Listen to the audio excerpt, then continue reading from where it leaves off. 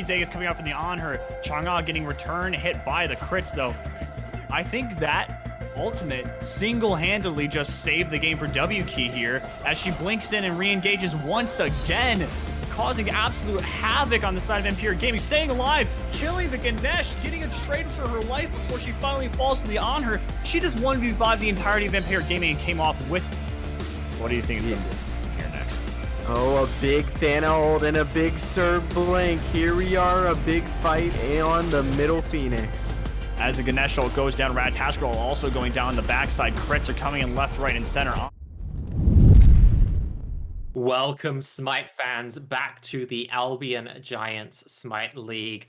We have got for you a game tonight in our Challenges division between WK and Titans Bane. My name is Haunting, and I am joined on the desk tonight by Archie Baker, and we have got Illicit Sleep on production.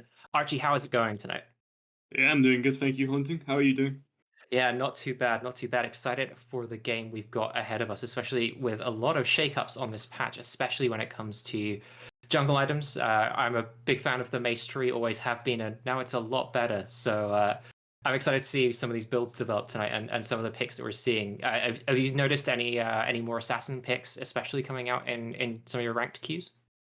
Definitely, yeah. Like, I feel like a lot of warriors and utility was played in the jungle before, but now Smite feels like like there's actually 5 people on a team again. So it's nice to see assassins doing their job and one-shotting people.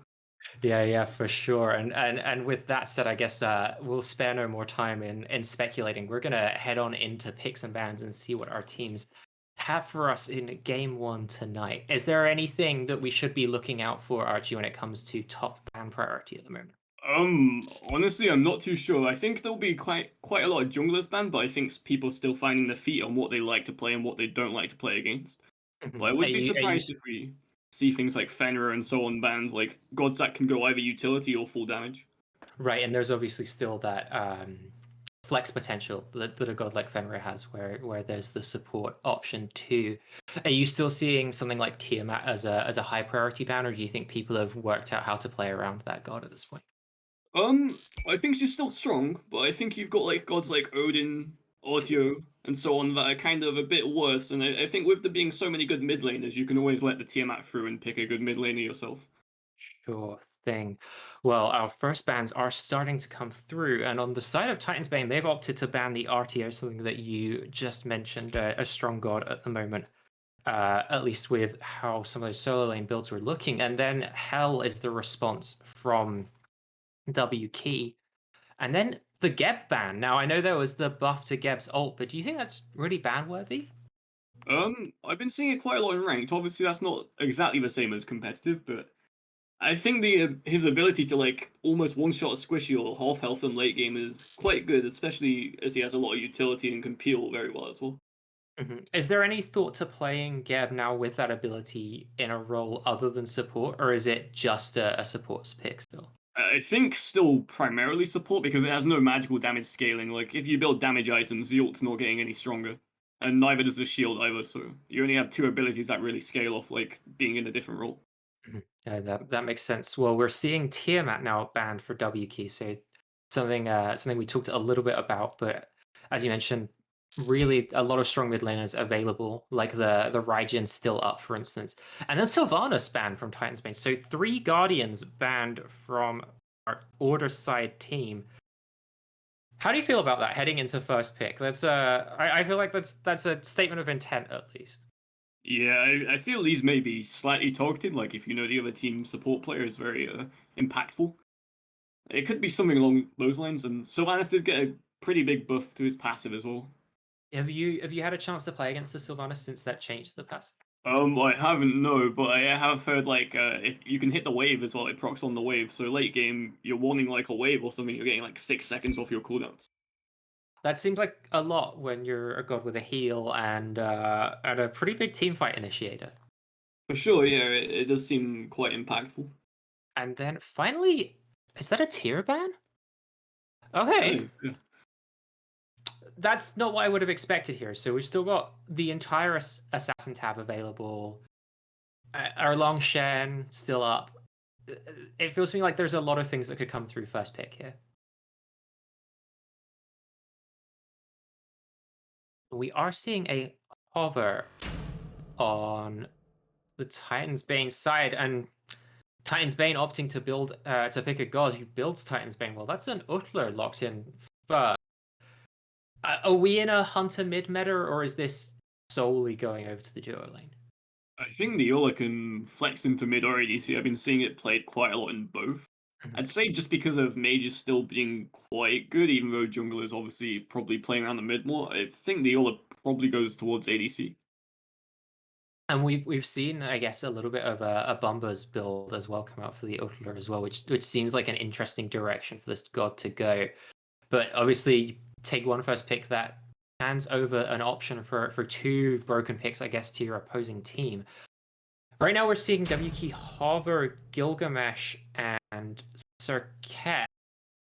Now, both these gods have that option to go Bruiser, play that utility style that you were talking about in our introduction. Again, it seems like we've got things like the Raijin still on the table here, but presumably after those last round of nerfs, I'm not expecting to see Gilgamesh solo either. So is this jungle and support here? Yeah, I'd say mostly jungle and support. I think either could go to either role. I'd say more likely to see Saket jungle Gilgamesh support, but I'm not fully sure. And then our pick back in response to that, a favorite over in the solo lane for Guardian players, it's the Cerberus coming through here, and then the Horus. I feel like we saw a little bit of a rise of these gods this weekend in the SPL, but I think it just kind of makes sense, right? If you're picking an Uller, you want to kill early, and Horus is a really good god for setting that up, and then Cerberus gives you a lot of play out of that solo lane. Yeah, like your single target potential in duo lane, if you're the blue team, is absolutely massive. Like if you hit a CC combo on someone and don't have beats, they're just dying pretty much instantly. I feel like sometimes when you're playing a Horus lane, you feel like, oh, I'm the main setup, so I need to go in and combo them. And sometimes the distance on that dash isn't quite what you expect it to be, or you blink and they maneuver in response pretty quickly. But with the Utler there as well, you've got that axe to start you off as well. So man, beads are going to be burned over in that duo lane, and they've picked a nice, pretty safe pick, I guess, in response with that ROM. The Astral Barrage allows him to get out of the way. The roll is pretty decent. Do you like ROM into that matchup, given that now you know exactly what their duo lane is going to look like? Yeah, I think it's a fairly safe pick. I mean, I think it's very safe. Like they can instantly go on you, you can instantly react. But I think like a pick like Haim or Jing is safer, like with more knowledge of what they're trying to do. But no, I think it's a good pick, and you can always like ROM ult the Cerberus ult late game or so on to get out of it as well. Yeah, I hadn't even thought about that, but that is a really useful option to have. And so as we move into the second ban phase, now that you've seen the top three picks from both teams, is there anything that you think is a must ban at this point? Not really. I think if you're a W key, you're definitely banning junglers here because there's pretty much no way they have a jungle unless they're running other jungle or something like that. So I'd probably ban the Horus jungle. I mean, you never know. I'd probably just ban junglers and probably want ones with AoE ults because they have a pretty single target duo lane. Like if the whole team's single target, they'd probably lose the late game fights. So something like a Hunbats would be on your target list right now. Yeah, exactly.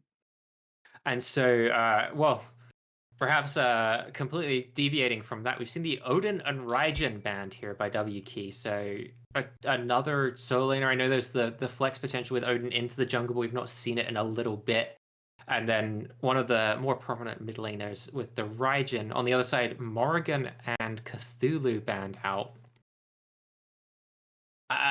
So no one really taking shots at the jungle. I don't know. How do you feel about the Morrigan and Cthulhu bans? They seem a little bit maybe out of left field. Morrigan always good, I guess, but not necessarily one of the top mid laners, I suppose, in my mind. Yeah, I think there's I think the Cthulhu ban is probably because it's Cerberus solo, and you're wanting to ban something that can clear the wave safely. Like if you're Cerberus solo, you're wanting to fight them, clear the wave, and poke them at the same time, and Cthulhu can kind of just do it from a distance. So I think they're trying to force them into a solo laner that has to engage the Cerberus and trying to get pressure. And I imagine they'll probably be looking for blue invades because their duo lane should have enough pressure anyway to counteract any purple invades against blue team. That's a really good insight. I hadn't been thinking about that, but that's a really good point to think about what they're going to be looking for in this game plan. So with some of those mid laners out of the way, it does look like WK have opted for the Morgan. I still feel like this god's pretty divisive. There are some people who say she's really fluid, she does a lot of damage, she's hard to dive, and other people who say she just doesn't really do a lot. And if there's a comp that's going to dive well, I feel like the Horus Cerberus comp is going to have no trouble diving. So what are your thoughts on Morgan here? I'm very conflicted on her, honestly. Sometimes I see her do really well, and she seems to have tons of self-peel, and other times, as you say, she just gets dove and seems to die. I think it really depends on if you miss your abilities. Like, if you're hitting your 1 and your 2 on crucial times when the enemies are trying to channel something or trying to blink on you, I think your self-peel is really, really good. But I think if you wait a little bit too late or perhaps miss them, I think then you're just kind of a sitting duck and you're asking to die. Right. And talking of keeping that dive up, we've got a Camazotz as well, and I feel like when this god hits level 5, he's almost impossible to peel. Like if you're trying to get him off you, he just hits 4, and then he's untargetable. He's still doing damage, and he can just be a real nuisance. And all of his items got buffed as well, so it seems like in a really strong position. And then the Scylla, we've already spoken about single target potential, but now they've got the I'm a Monster to finish this off. This seems like a really dangerous comp when you put it all together. It really does, yeah. I feel like, especially once Scylla hits it like 12 or 13 and the one gets the AoE, like you have really good single target potential, and you can even chain. Like if you single target kill someone, you're easily killing someone else straight after. Well, our final pick here, not what I was expecting. We thought they'd already locked in the support. It looks like they've gone for the Ganesha here. I know some people think this god doesn't really bring a lot to games. Other people who see it much more as a counter pick. Can the enemy team deal with Ohm in to clear the path? What do you feel about Ganesha here? I feel like they've got a really strong frontline look with the Gilgamesh and the Socket, and so perhaps having a support that can peel is good, but not really that impact pick that I was looking for last pick. How about you, Archie? Yeah, like the only things I can really see the Ganesha silencing is either Camazot's ult or the Horus like 2-1 combo, but you can't There's really not a silence lot this. of room to do that. Yeah, exactly. Yeah, like I don't think you have enough pressure from your other picks to give you room. I feel like the Ganesh will just get picked trying to go into silence stuff. And that's the concern. I mean, we talked about single target lockdown, but Stygian Torment that can hit 2 or 3. Updraft, if you're lucky, can hit a couple as well. So I feel like there's some risk involved here with this W key comp. So now that we've seen both teams, is there either team that you prefer heading into this game? Purely on the draft, I'd probably give it to blue team. I feel there's a lot more flexibility. Like you can miss your abilities, and you still, they're coming up pretty fast again, and you get kills off that. But I feel red team. I think they have to play it a lot more precise to come out on top. I think I agree with you. It seems like a much higher execution composition.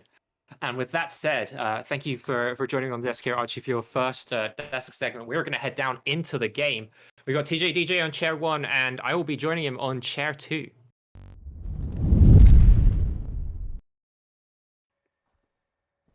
Thank you very much, Haunting, and yes, welcome to where everything gets sorted. Yes, the draft and all the theory talking to you and Archie were diving into some of these interactions. On paper, this is going to be quite an explosive game, I feel, but ultimately, it's the battleground where it all gets sorted anyway, Haunting. So, welcome down here from your lofty perch, at least, with the analyst desk. And I was just wondering as well, with Archie calling this more for Titan's Bane as well. I think I'm definitely in agreement. Just going through that picks and ban phase. I mean, I love a Horus, I love Cerberus as well. I think the Camazotz is a fantastic pickup as well, and I think we are in for a bit of a treat as well when we hit those team fighting moments later on. I 100% have to agree with you. You're saying all the right words. I'm a big fan of the Horus Cerberus frontline here, and I'm a big fan of Camazotz too. So I think this team could be really explosive to watch. And we're going to see a lot, as we already see a stun over here in this duo lane. It's going to be a fighty lane, Horus, Utler, you've got so many opportunities to lock people down, and almost no time in between those, right? You're not waiting on an ultimate to do any of those things. We're talking about regular abilities, and just any time where you're not ready to play the game, if you're W keys duo lane, you risk just getting picked. Yeah, it's something that you have to respect at all levels. I mean, we talk about kill lanes a lot of the time in duo lane. Is you talk about that level 2 power spike, that level 3 power spike, and I mean, I've had the misfortune of going up against Ula One Tricks in the mid lane, and they absolutely wreck me at level 2. But combining that with Echotron on this Horus as well, fracture into updraft as a level 2 dive onto. Onto the Ramen and Gilgamesh. So there is a little bit of there is a bit of help they can get for themselves, but if they don't play that correctly, if they it feels like, if you're removing that Ohm silence, you're removing the knock up, if Isog is using that dodge roll, thrown axe, Horus jumping on you. This could be, a very early first blood. So it's something that WK have to play around. As looks like we were in a bit of a pause state. Isog on the Rama just loading back in from a bit of a DC, but we're back to normal now. I think there's as you say, good. Oh, there it is. The blink with the dodge roll goes back in towards the Ula. Not the way you want to go. First blood to Titan's Bane as Zaltrazius on the Ula on that first blood. DJ with the clutch prediction. Yeah, is that like a caster's blessing? Yeah, I like that. I like that caster's blessing. I mean, to be honest, I was more expecting Ekachon to go in, just absolutely whiff everything, and then Isog and little Doug Dimmadome just completely turn that around for an early first blood as well. But meanwhile, in the mid lane, speaking of this, Camazot's jumping onto the Scylla, does get a very nice route.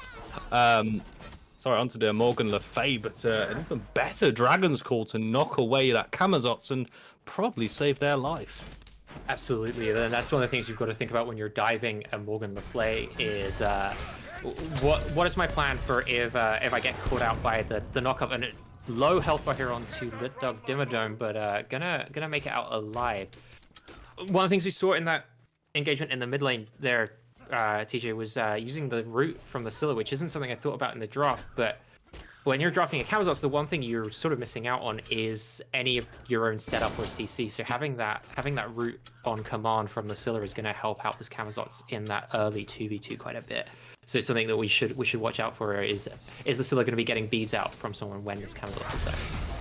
Yeah, the beads cooldown is going to be really crucial to play around, and even just extending that out to the rest of the game as well. Cerberus with the spits, that's near point and click CC at this point. These are much better players than I am, so that stun is going to be connecting 9 times out of 10. We've already seen Venomer hit the Sikkim there, and also we talked about the CC over in the left hand side. Just a thrown axe or a updraft will be enough for another kill. But over on the right hand side, the Cerberus into the Gilgamesh solo as well, as Pingus Newts does go incredibly low. Is not going to opt to stick around though, just trying to soak up as much of his XP as possible, because I think the Cerberus is going to be winning this lane. But over in the mid lane is going to be Savage Monk getting involved, and with the ult damage ticking down and a very nice projectile thrown by Ababusha, they will even up the kills 1-1 as the supports get involved in the mid lane. I think that's crucial, winning out this mid lane. If you're playing the Morgan Le Fay, I mean, granted, you're a little bit earlier game than a Scylla, who does need to get to about level 9 really before you're sort of online. Having Morgan Le Fay get ahead early, I think, is crucial. I think she needs her ult to really operate for that CC immunity, but also she's all damage, so you're looking to really snowball this lane. Cobra's Kiss is gonna go completely wide on both occasions, but Escalade jumps forward over from the right-hand side, but without that setup, the Camazotz is, just going to be holding W key against W key, as the irony is not lost on me at all. But it is more showing intention here as Buddhaskele trying to impact onto that mid lane, but ultimately it is Savage Monk on the circuit, which does get the first pick. But might be switching around here to the sky as we go. We're going to be following on with this Horus, going to slam down, perfectly timed for a bit of a void buff invade as well. So I am really enjoying Titan's Bane, playing around the map, playing around these cooldowns. W key respond with the blue buff invade to the right hand side, which is going to feel good for the Gilgamesh, considering the health he was left on last time. Yeah, and also just a really important a really important objective, I suppose, to aim for if you're either of these teams. Getting that blue buff's going to be good, but stripping it away from the Cerberus, who really needs his abilities to clear well, is going to be crucial. And without any multi-pots, it's going to take the Cerberus a little bit longer to clear, or force him to back a little bit earlier, because we were looking at health chalice and 2 health pots, so there's no mana sustain really. I guess there's a little bit of MP5 on that silver breastplate, but that's not really going to be noticeable at this point in the game. It is near negligible, but as we look towards the items, just having a look at some of the first resets coming out from the team as well, seeing where members are going to be going for their first items. Spoke about in the draft as well with the new well, not I'd say new changes, just very nice buffs to the entirety of the mace tree, seeing junglers that just work really well, getting that early cooldown reduction from the Jotun's draft, as Skele and Savage Monk will both pick one up for themselves. In the mid lane, Spear of the Magic's going to be put here as well. As a more skirmish, the Dynamic Pillars were thrown down, but it is just going to be a very low Scylla. However, the fight continues on because the Horus is still here. Going to find out Fracture Stun, looking for the updraft, but a very nice Dragon's Call once more will knock away. But the bat out of hell just runs down this mid laner and able to put the Morgan Le Fay back into the spawn room. Left-hand side, though, a 1 versus 1 between the two hunters. The Ram is definitely losing that one. And did Eula even lose any health at that point? I don't know. But 2 very quick kills on crucial members for W Key. And Titans Bane going to start to turn up the pressure. And there's a lot to talk about in that in those 2 engagements. I spoke about on the desk how it can feel almost impossible to peel a Camazotz once he gets ult, and we saw it right there. Using the Bat Out of Hell just to finish off his Morgan Le Fay, a god with good heal tools. As we see a red buff invade, looks like it's going a little bit awry here as members are here, and it's the jungler getting a kill, but Uthler is not done, coming in to get a return kill for his team, and to the skies does get Echotron out of there. So not all in vain. I didn't see oh, it does look like Titans Bane were able to drop the buff as well. So you trade out your jungler there, but you do get a red buff. So decent trade, I suppose. Yeah, what I was gonna say is Camazot's really hard to peel for Morgan Le Fay. So a strong pick up there, but then with Zaltazarius taking that fight against Isug over in the duo lane, he's now up 3 levels on his opposing ADC, and that's gotta feel like almost game over at this point if you're the carry in that lane. It's going to be a tough one. With Isog completing that Icavol, which historically has been that big item that a lot of hunters have gone for, and it's kind of that if you get Icavol first, you're going to be winning that lane. But you're going up against 35 stat Transcendence Ula with 3 levels, as you say. Mid laner, bye-bye. Busha. It was nice knowing your power, the I'm a Monster, just the CC, the setup that Titans Bane have is really starting to become an issue for W Key here, as these kills are going to come through. They're onto crucial members as well, as Zaltazarius has got 3 kills himself, got a kill onto the Scylla now, kill onto the Camazotz as well, who Titans Bane really need to start impacting the map. And for W Key though, this is where you start to get a little bit concerned though, because they are losing these skirmishes. They are, and I think there's an element of wanting to get online for some of these characters. Morgan, you do want items to be able to do your thing, but that's another good setup there from the Circuit, but not enough, I think, to take down the Scylla. And they're going to be left on very low HP. Ectron is there as well, but the damage has been done as Savage Monk on the Circuit was instrumental in not preventing the red buff invade, but rather punishing it and making it not as clean as Titans Bane would have wanted. And this is, with the Circuit pick, with the Jotun draft going into the second item as well. I'm not really sure which. I might be going to if my item knowledge is good enough. I think we might be going into one of the shield items. Yep. Perhaps that void shield. Maybe void shield doesn't build off of tower shield. So does it not? No, okay, no, well, good. Okay, I'll see you all next time. I'm retiring. Shifters is a decent call. I think we might also see Glad Shield here, because it's not uncommon to see a Circuit build all tanker utility items after you get the Jotuns online. And so having a Glad Shield, which scales with your protections, might be the option. I'm just seeing that kill as well. This time, it's Ekatron getting involved as a leap forward. This Ula is definitely becoming an issue. Into the Astral Barrage we go. The Ohm Silence will land. It's only going to stop the abilities, and Zaltazarius will, with a melee axe in that switch stance, will confirm the kill as well. Just to make things a little bit more dangerous. Fully stacked Transcendence. Crusher completed as well. This Ula is ready to party, and to be honest, I think they have been very early to the party for quite a while as well, ever since that solo kill on the left-hand side. But I want to look a bit over towards the map as a whole, as we are hitting that 10-minute mark. This is where I get my parentheses out with my hands to say we are kind of approaching the mid game. We're going to be seeing a little bit more grouping up, XP, gold difference favoring Titans. Bane, they did take a very early Greater Scorpion over on that Gold Fury pit. Blink no commit on the right hand side, looking for this Cerberus with the final breath, but a little bit of Jukes is going to just delay an inevitable return to the throne room.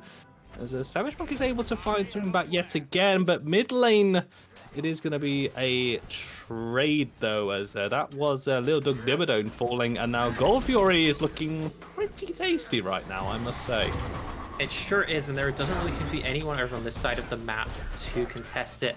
I guess you've got to be worried about Isuk potentially using the Astral Barrage to secure, but he's nowhere in sight, and you've got a Scylla in your team, so you've got potentially the best secure in the game if you're a Titans Bane. Now that's a nice, easy Gold Fury, and that'll be padding their lead even more. At this point in the game, 3k, 3.5k is a pretty significant gold lead. It's not that mid to late game where we're talking about a full item or anything, but you're going to feel it still at this point. Especially on some of these gods as well, with the early game pressure from Titans Bane combines with this XP lead that they've got. WK really do have a bit of a mountain to climb. So maybe wanting to look at how WK are going to effectively get back into this one. We have seen Savage Monk do rather well, punishing Titans Bane for stepping just a little bit too far. But right now, though, the crucial members of the team, again, Venom and Zaltazarius, well, there was only the one pick onto Venom earlier on, but Zaltazarius has got the shutdown on their, this bounty on their head. Kamazots as well. So for WK, if they can get these crucial picks, it's going to be a nice injection of gold, but it's a question of can they get these picks? It is, and I think they've got the setup to do it. Circuit is really good at single target lockdown, and you've got Pingu's Newts over there on the Gilgamesh who can be that disruptor as well. But when do you unlock these characters to bring over to this side of the map is the question. As Venomer gets another kill onto Lit Dog Dimmadome. This is just bullying at this point, to be honest. And we've seen them. I've not really seen Horus ult use this effect before. I've seen it to maneuver around the map for things like bigger objectives or to initiate a team fight if you're the Horus itself. You know, there's lots of options for it, but it feels like we've seen Titans Bane on cooldown. Load all of the kids into the school bus, drive over to that purple buff, drop them off to bully WK in the playground, take their lunch money and come home. And it feels like we've seen that happen a lot. And I don't feel like WK have necessarily made the adaptation to that happening just yet. But it's been a really interesting use of this character. We think a lot about Horus, that early game bully with the setup and the CC, but now we're seeing him used as this drop ship to invade. And it's paying dividends so far. I say it's such a crucial ultimate in the long run as well, as you say, just to move around the map, especially when we're talking about Fire Giant dances coming up, maybe seeing, well, we are going to be seeing the Oni Fury going to be dropping down as well themselves in probably about 2 minutes, I reckon, just looking at that half circle. But in terms of statements of intent, when you're using the 2 disguisables on the Horus, dropping 3 people down into the opposing jungle just to pick off a Ganesh, like later on, it's like, is that really worth it? But right now, it's like, yeah, it's another kill. It's more gold at this point. Ganesh is only 0-2, so it's not going to be, it's not worth as much gold, but still worth a bit of XP and a bit of gold, and it's just keeping this lead going. Because it always feels like WK are fighting a 4 versus 5 right now. It feels a little bit like that. There's nice force of the Aegis there, Good. and use of the tools to come together, and Venom are an important member to keep off the map as we, as you say, move towards these slightly more objective, focused parts of the game. But I think it's almost less about the pick with that and what Titans Bane are doing, and almost more about you said a statement of intent, but about this claiming of WK's map, the idea that none of that left side of the jungle belongs to you anymore. And There's a lot of pressure onto this whole Savage Monk doing them as much as they can, using the ambush, the Death Spade, the Cobra's Kiss. It does burn the beads with the last breath as well. This level 17 Ula does drop to half HP. And you have to think that's where WK are gonna have to get back into his fingers. Newt's gonna jump forward on this Gilgamesh, trying to shut down the Ula. They know what they have to do. But with this Horus just peeling perfectly as well, it feels like Zaltasaurus is just one step ahead of every single move that WK wants to make, and that might have been their best chance, because Titans Bane are probably going to adapt to that. I don't think we're going to be seeing Zaltasaurus walking around on their own anymore. I think you're right. I think especially we were talking about the Circuit, who's just going to be looking for Zaltasaurus, I think, every opportunity that they get, especially now that they know the beads are on cooldown. I think the other thing to think about is that as much as it's not going to be easy to take down level 17 Utler, who's already got 30% CDR in their build, so Axe is going to be up pretty often, Leap's going to be up pretty often, but no RC yet, no lifesteal, so to speak, so no real self-sustain to draw out some of these fights, which is often what makes ADCs a little bit harder to kill, right? Is sure, they've got that DPS, but sometimes you're going to be dropping your abilities into them and it feels like you're not doing anything, so they just heal it all up. Big engagement here. I'm a monster enough to take down Ayabusha, but where will they go from here? Well, that's 3 blinks used at the same time. This is just aesthetic smite. Look at that perfect blink coordination. Those timers are counting down exactly the same time as well. I mean, all of the gods that dove in there have their own mobility, but the blink just gives them that little bit more. And I mean, it only results in a pick onto the Morgan Le Fay. That was a lot of resources to burn as well, so it's going to be on Titans Bane to really utilize it here. They did take that Oni Fury as well, so WK have to worry about dealing with these waves, but they are 3 crucial blinks. It's probably in the long run they're not going to get a fight for another 90 seconds anyway, so these blinks will be back on cooldown, but you have to think if WK were just a little bit closer when you look at golden XP, this could have been something for them to punish. I have to agree with you. It's not quite punishable in the same way as knowing that you could. It's not something you can really use defensively particularly well, but it is punishable, as you say, in that you can now play these engagements a little bit more. I'm going to drop back because I know they have to use their leap or their dash to get in, and then you can play that countermanage style, which I think a comp with a Ganesha should excel at a little bit more. So certainly something for WK to pay attention to. Whether they've got the levels and items yet to be able to actually play around Titans Bane this way is the question. It looks like we're seeing another pick focused on Ayabusha, this time going the way of Zaltazarius. Ayabusha, you just can't, my friend. You just can't be pushed up on your own as well. I mean, the wards were down as well, but Ayabusha just it's an unforced kill as well, as they don't trade anything, but no beads, no ages. It is a pretty free kill, and this has triggered the Fire Giant to be started up half HP. Do have Pingus Newt looming around, but it's just gonna turn and burn the Gilgamesh. Fire Giant still around 10% HP.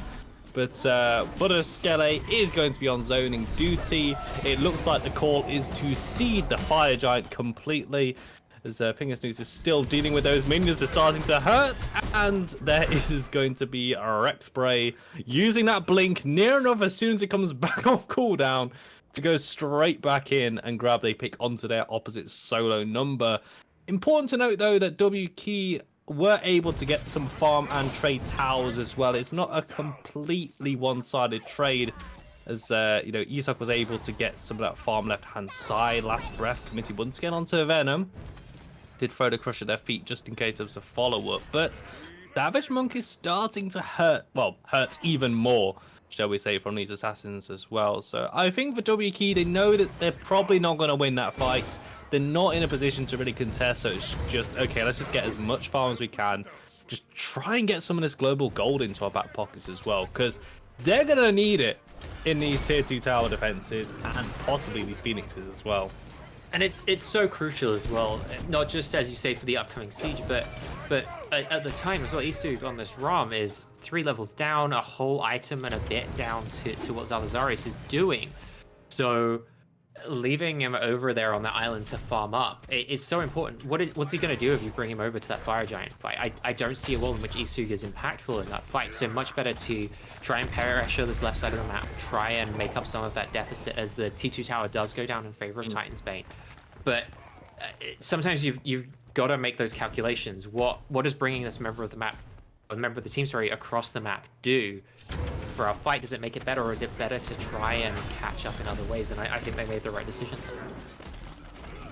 You see here that Titan's Bane going for the completionist run of the Smite Battleground of the Gods, taking left-hand side tier 2 tower, mid lane tier 2 as well. Pyromancer, yeah, that's a lot of pings. It's going to be an easy pickup as well. And we've seen this so many times, but To the Skies has been called as well. They're looking to catch someone out, as they're going to be slamming down, looking towards this red buff invade. There aren't any walls down. I don't think Savage Monk is aware of the situation. Nope, no, just don't run away. Nope, don't get involved. Bane leap away, and WK will get out of that one. Well, completely unheard of, but the Primal Fury is going to be taken away, and as I say, this is going to work twofold. It's Titan's Bane taking as much as he can off the map, but also denying WK farm and objectives to get back into this one. Yeah, it's like a scorched earth strategy, right? You just make sure there are no resources left for them to be able to do, and it's a way of pushing your lead further. In that, sure, you're benefiting from picking up that golden XP yourself, but you're also benefiting from the fact that WK then just have to rely on passive golden XP, and really you only get that if you're the lowest leveled member of the team because of that split with that's been introduced for when you're splitting waves, but then it's just waves, and if you're able to manipulate waves as well, Titan's Bane are really able to put a stranglehold on any kind of resource influx in this game. I now want to see some very good lane manipulation. I want to see some Cryo in my Smite games. Yeah, I'll drink to that one. Yeah, I can't wait till we're talking about things like weak side Cryo in our Smite game. But it's what I look forward to. As much as I look forward to Aegis, though, just slightly mistimed, I think, as Irish does take a lion's share of damage from the I'm a Monster. Still not in kill range, though. But with all the teams grouped up over here for this last tier 2 tower. Yeah, gotta keep going for the completion run. Isok once again answers back left-hand side tier 2 tower, and at this point, you know, Savage Monkeys, though, he's going to leap in straight away. The Dharmic Pillars were committed. WK want to take this fight. The wings of Shamash going down, and Titan's Bane have to retreat. They're caught out. That's a shutdown going on to the dual lane as both the Horus and the Ula fall. WK find their fight, and they're able to pull it back. Esau getting a kill as well on the back end. And WK, that has got to be a huge weight off their shoulders. Playing forward, that's a drop kick into the wall, forcing out the beads, the Sentinel away. But Pingasnoots is still looking for the Astral Barrage, just nearly finding that kill. But WK trade that, well, they don't even trade it at all. That is a 3-for-0 winning team fight on that right-hand side. And well, WK just pressed, well, they hold the W key, press some ultimates, and the Hail Mary attempt works. Fire Giant started up as well.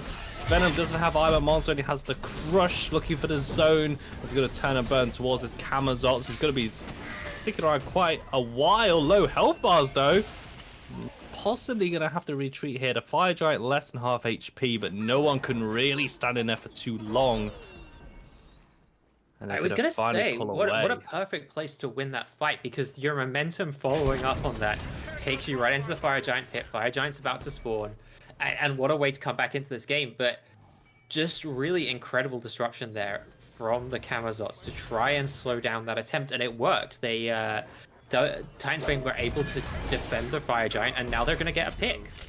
Gonna take down little Doug Dimmadome just forward. It did force out I'm a Monster use, just gonna be used to confirm the kill. Will cancel the cooldown, but it does still go on cooldown. Sikkim, the crush lands as well, half HP onto Ayabusha. Is gonna be looking running forward as Rex Spray in hot pursuit, but Esog is there starting to hit some of these shots, and Pingus Snooze did use the wings of Shamash, but not gonna find any value from that whatsoever. And that was one of the ultimates that really decided that team fight. And now Titans Bane say, yeah, all right, we're going to start the Fire Giant, because that is a big ultimate used. Doug Dimmadome is not going to be around to throw down the Dharmic Pillars. Esog does have the Astral Barrage, but isn't even in the right postcode for this one. And Titans Bane, well, they'll take it. Fire Giant going to Order side.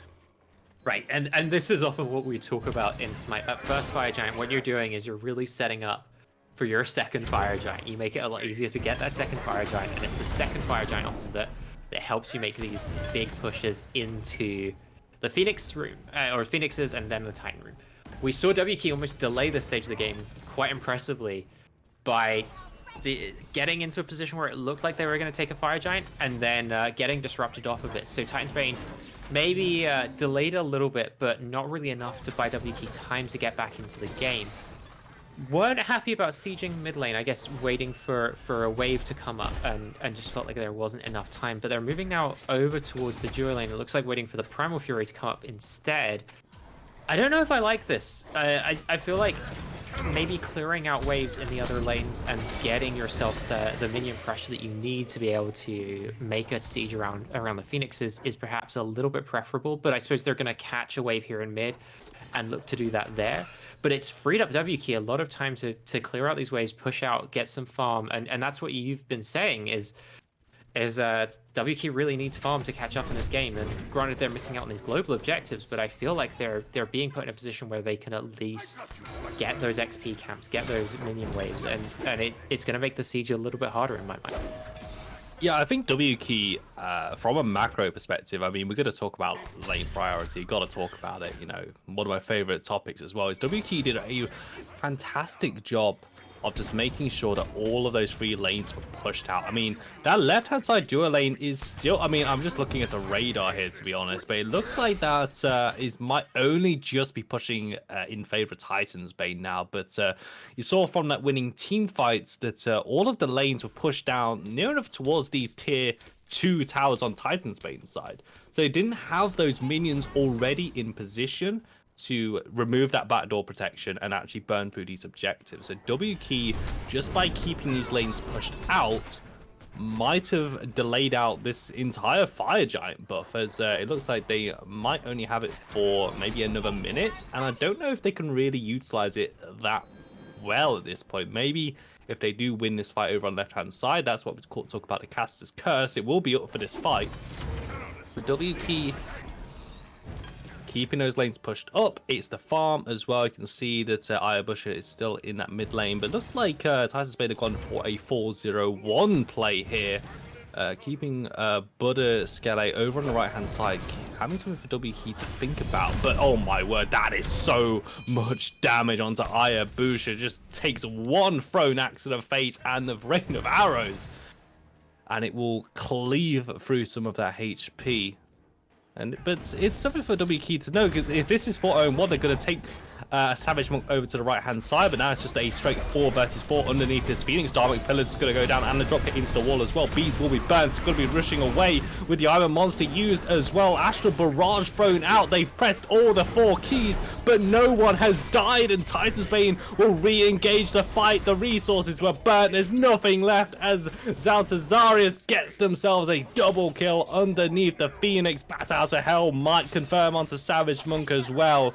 but I think the damage has already been done. The Titan is going to be the target, and it will not last much longer with this Ula free casting onto it, and it will eventually fall. Sub 30 minutes is what they need, but Titan's Bane will take game number 1. And we really liked the approach from WK there to hold the line, wait out that Fire Giant buff, and they had a lot of space control. I think your siege defense is pretty good, but I like the way that the Titan's Bane played around that as well, sending out the Camazots over to the opposite side of the map to stretch your resources thin. And we've talked a lot about the Mace Tree when it comes to these jungle changes, and this was a buff that was implemented in an earlier patch. But the buff to Bumba Spear has been really important as well. This item's been neglected for a lot of the meta this year. So it may be that you've not read the passive if you're at home, if you've not been looking at what your options are in jungle beyond what the meta builds are. But Bumba Spear has plus 50% damage on structures.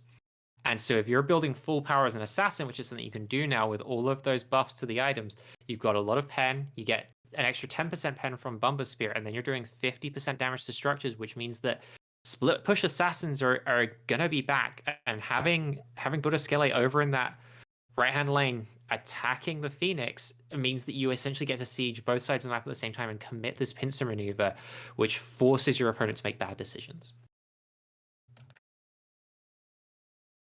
Definitely forcing WK into a situation, but after that last Phoenix siege where WK were able to win that fight as well. I mean, pressing all the ultimates is quite a tried and tested combination. It worked absolutely fantastically the first time. You know, it is a risk though for Titan's Bane to Buddha Skele over on the right hand side, because before Savage Monk went over to that right hand side, that was a 4 versus 5 in favor. And considering that we're now into that more later game stage where you have a number of level 20, well, everyone on WK is going to be level 20 apart from Doug Dimmadome, so you're going to have these enhanced items, full builds are starting to come out as well. So that could have been an avenue for them to go, but they decide to go for the 4 versus 4, and the 1 versus 1 doesn't work out that time. But Titan's Bane in the driving seat for a lot of that first game, but it did take them a whole 30 minutes to clear that one out as well. And, you know, if you just showed me the first 5 minutes, I wouldn't have called that a 30-minute game. Oh yeah, I think you're absolutely right. If you look at that first 5 minutes, maybe even the first 10, 15 minutes, you think, oh, this game's over before 20 minutes, maybe even. But I've got to say the defensive play across the map made by WK was impressive. They drew this game out longer than I think Titan's Bane wanted to be in it, and I don't think there was particularly a lot of trolling from Titan's Bane. It's not like they were throwing away fights to and being put in a position where they were forced to putting themselves in a position where the game took longer to play. I just think they struggled to close out the game, and sometimes that's all you need is for your opposing team to not know how to close out the game, because that's how you buy your way back in. Maybe I mean, I wouldn't perhaps say that they didn't know how to close out the game. I think maybe the phrasing I would personally use is that they were playing it remarkably safe. Yes, yeah. So you saw like they took the Fire Giant, but the mini waves were pulled out. You know, you see some teams with that lead, they just go like make a beeline over to the left-hand side Phoenix. They don't need minions for that. But instead, no, just clear these waves. Let's do it properly. Hey, it results in the victory though. But hey, this is a best of 3 set, and I think we are going to welcome Archie Baker. Well, he's actually going to sub out for me, as we're going to go back to the desk, I believe, and get Archie's thoughts on game number 1.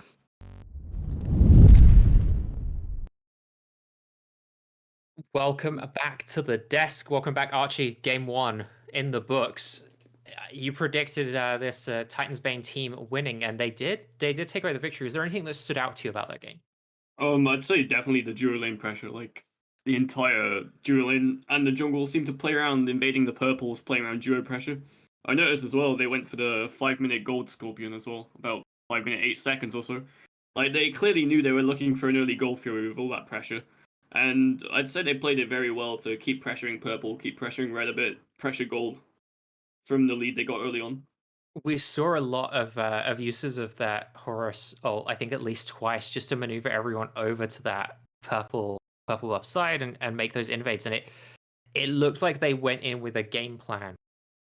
And I agree with what TJ was saying, sorry, that they were playing it safe towards the end, but it was a risky game plan to start off with. Do you think going into game 2, knowing that your opponent's going to do that, are you looking to exploit their over aggression in those early stages? I feel like the only ways you can really do that is if they pick like a kind of a risky solo laner that you can potentially like go gank the solo instead of focusing on your Juro. Or I think the other alternative is you pick like a somewhat safe ADC like a Hachiman or so that can just drop his 2 on the wave so they can't freeze it very easily. And then just play safe and try and play around mid maybe in the 3v3 there instead or something like that. Yeah, I think you make a good point there. And if you've just had that happen to your team, you're heading into game 2, what adjustments are you looking to make about your own draft or plan heading into a game? I think you definitely draft a more aggressive support than the Ganesh, someone that can sort of engage a bit harder and stop them engaging, because if you're just playing a peel support, you're just waiting for them to engage, and if they have a really good engage comp, you're kind of just giving them control of what they want to do, right? Because you can't force them to do anything, they do it on their terms. So I think that's quite hard to play against, especially if you're not too experienced in playing against it a lot. It often catches teams off guard. So I think going into game 2, you try and pick a more aggressive 3v3 in mid and try and play around that. And that's something that we're going to have to look to go into heading into picks and bans. If you're looking to draft that aggressive 3v3, but also you've just seen what your opponent's doing, do you think there was anything that you saw in game 1 that merits a ban in game 2? I mean, it depends. Like, if you feel you're comfortable dealing with the Yola now, you've seen what it can do, and maybe you underestimated it, then you can leave it open. But also, I would say it's a very valid ban if you just don't feel like playing against that sort of pressure again. Right, and I felt like perhaps in game 1 we saw some bans. I quite like WKey's bans, other than maybe the tier, but we did see space for banning out some of those more. I guess the meta that develops as you're playing the set out, right? These micro metas that develop. So something like the Utler can make its way into the ban column because perhaps you feel like, hey, in game 2 maybe we don't need to spend one of our first 3 bans on the Sylvanas. Is that a mentality that you take into the game where it's like game 1 ban meta, game 2 we're gonna adapt to what our opponents showed us? Yeah, for sure. I mean, these games are best of 3 for a reason, right? I think it's your job as a team to talk about it after the game and going into the picks and bans of the next game to adapt to what you just had happen against you or for you in the previous game. So I definitely think you discussed, do we ban the Ola here? And if you don't ban it, I think you need a clear plan of what you're going to do, either against it or just ignore it and do other lanes. Right. Is there anything you like picking into an Utler, or is your mentality just like whatever, you do your thing over there, we're gonna run mid and solo, and that's your choice? Yeah, I think the main thing you'd pick into it is a jungle pick like an Awilish or Dodgy or something that can punish it, him having no CC immunity on the ult. But then you just have to really camp him every time your ult's up. Otherwise, if you're doing it like semi-proactively, his beads is going to be up. So I think going a support that can force beats and a jungle that can force beats to the ult is a very good thing. Okay, well, we'll have to see if that's what WK opt to do. They are going to be in the first pick spot here, so they are going to have their pick of the litter when it comes to the Broken Gods, and they are opting to ban out Hell first pick. So we did see them ban Hell last game as well. I feel like Hell is one of those gods that either you ban it or you have to draft against it, and no one really likes playing against it. Yeah, for sure. I mean, I think like the outer combat healing is way too much. It's insane. Like, it doesn't matter if you buy anti-heal if they just run off under their tower or into their own jungle and heal up 10 seconds later. We are maintaining our theme of things sticking the same as it's the RTO ban second, or in that first ban spot for Titan's Bane. Clearly not something they want to play against either. Just an annoying god all round. And back to the tier. What am I missing here, Archie? Because I I guess Bluestone got a buff, but I'm not thinking of Tyr as an overly relevant god in this meta. Yeah, I'm quite surprised to see the tier ban both games. I mean, maybe there's a very good tier player on the other team that they know of, but I'm not too sure. It seems kind of unusual. And speaking of unusual, we are maintaining that Geb ban as well. So they are leaving up that Uthler again so far, if that's what Titans Bane want to go for in their top 2. They still have one more ban left, but I feel like at this point, you ban the Uthler and you let them get something like Tiamat, Raijin, Loki. There's lots of picks available. Right? They do up to ban the Uthler, right? I like this ban here. Yeah. I think that's a good ban. Maybe they banned it last because they may have been hoping Titans Bane ban it themselves if they were thinking W key top pick it. I feel like because of Oathler is a somewhat mechanically demanding god and plays differently to a lot of what we traditionally think of as the meta ADCs. He's one of those gods that you get to almost test if your opponent has it in their god pool, in the same way that something like, say, original Persephone used to be, where sometimes against some teams you perhaps wouldn't feel the need to ban it because some mid laners just didn't really have a good Persephone. Is that a fair assessment? Yeah, for sure. I definitely say he's kind of sort of untraditional ADC as such. As we head into the first pick, lots of things banned out, and it's gonna be the Sobek first pick for W Key. How do you feel about Sobek first pick? A strong god, but first pick? Yeah, I mean, I think it's fine if you've got a plan around it, and obviously you can flex it quite easily into support solo. I'd say most of the time you're probably putting it support unless they pick a solo laner that it's good into or isn't gonna shove you under the tower with your entire wave. Mm-hmm. Well, you wanted an aggressive support out of W Key, and I feel like they don't come much more aggressive in the Guardian column than Sobek. But Titan's Bane, answering back, they had the Uthler taken away, so they're going to pick another god that can stun you at range. That's Ho Yi as their first pick, and then Cerberus as the second pick here.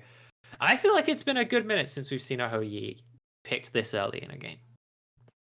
Yeah, I mean, we haven't really seen him much in the past, I'd say 6 months, but I think his 2 did get a buff to the amount of damage it does when they're lower health recently.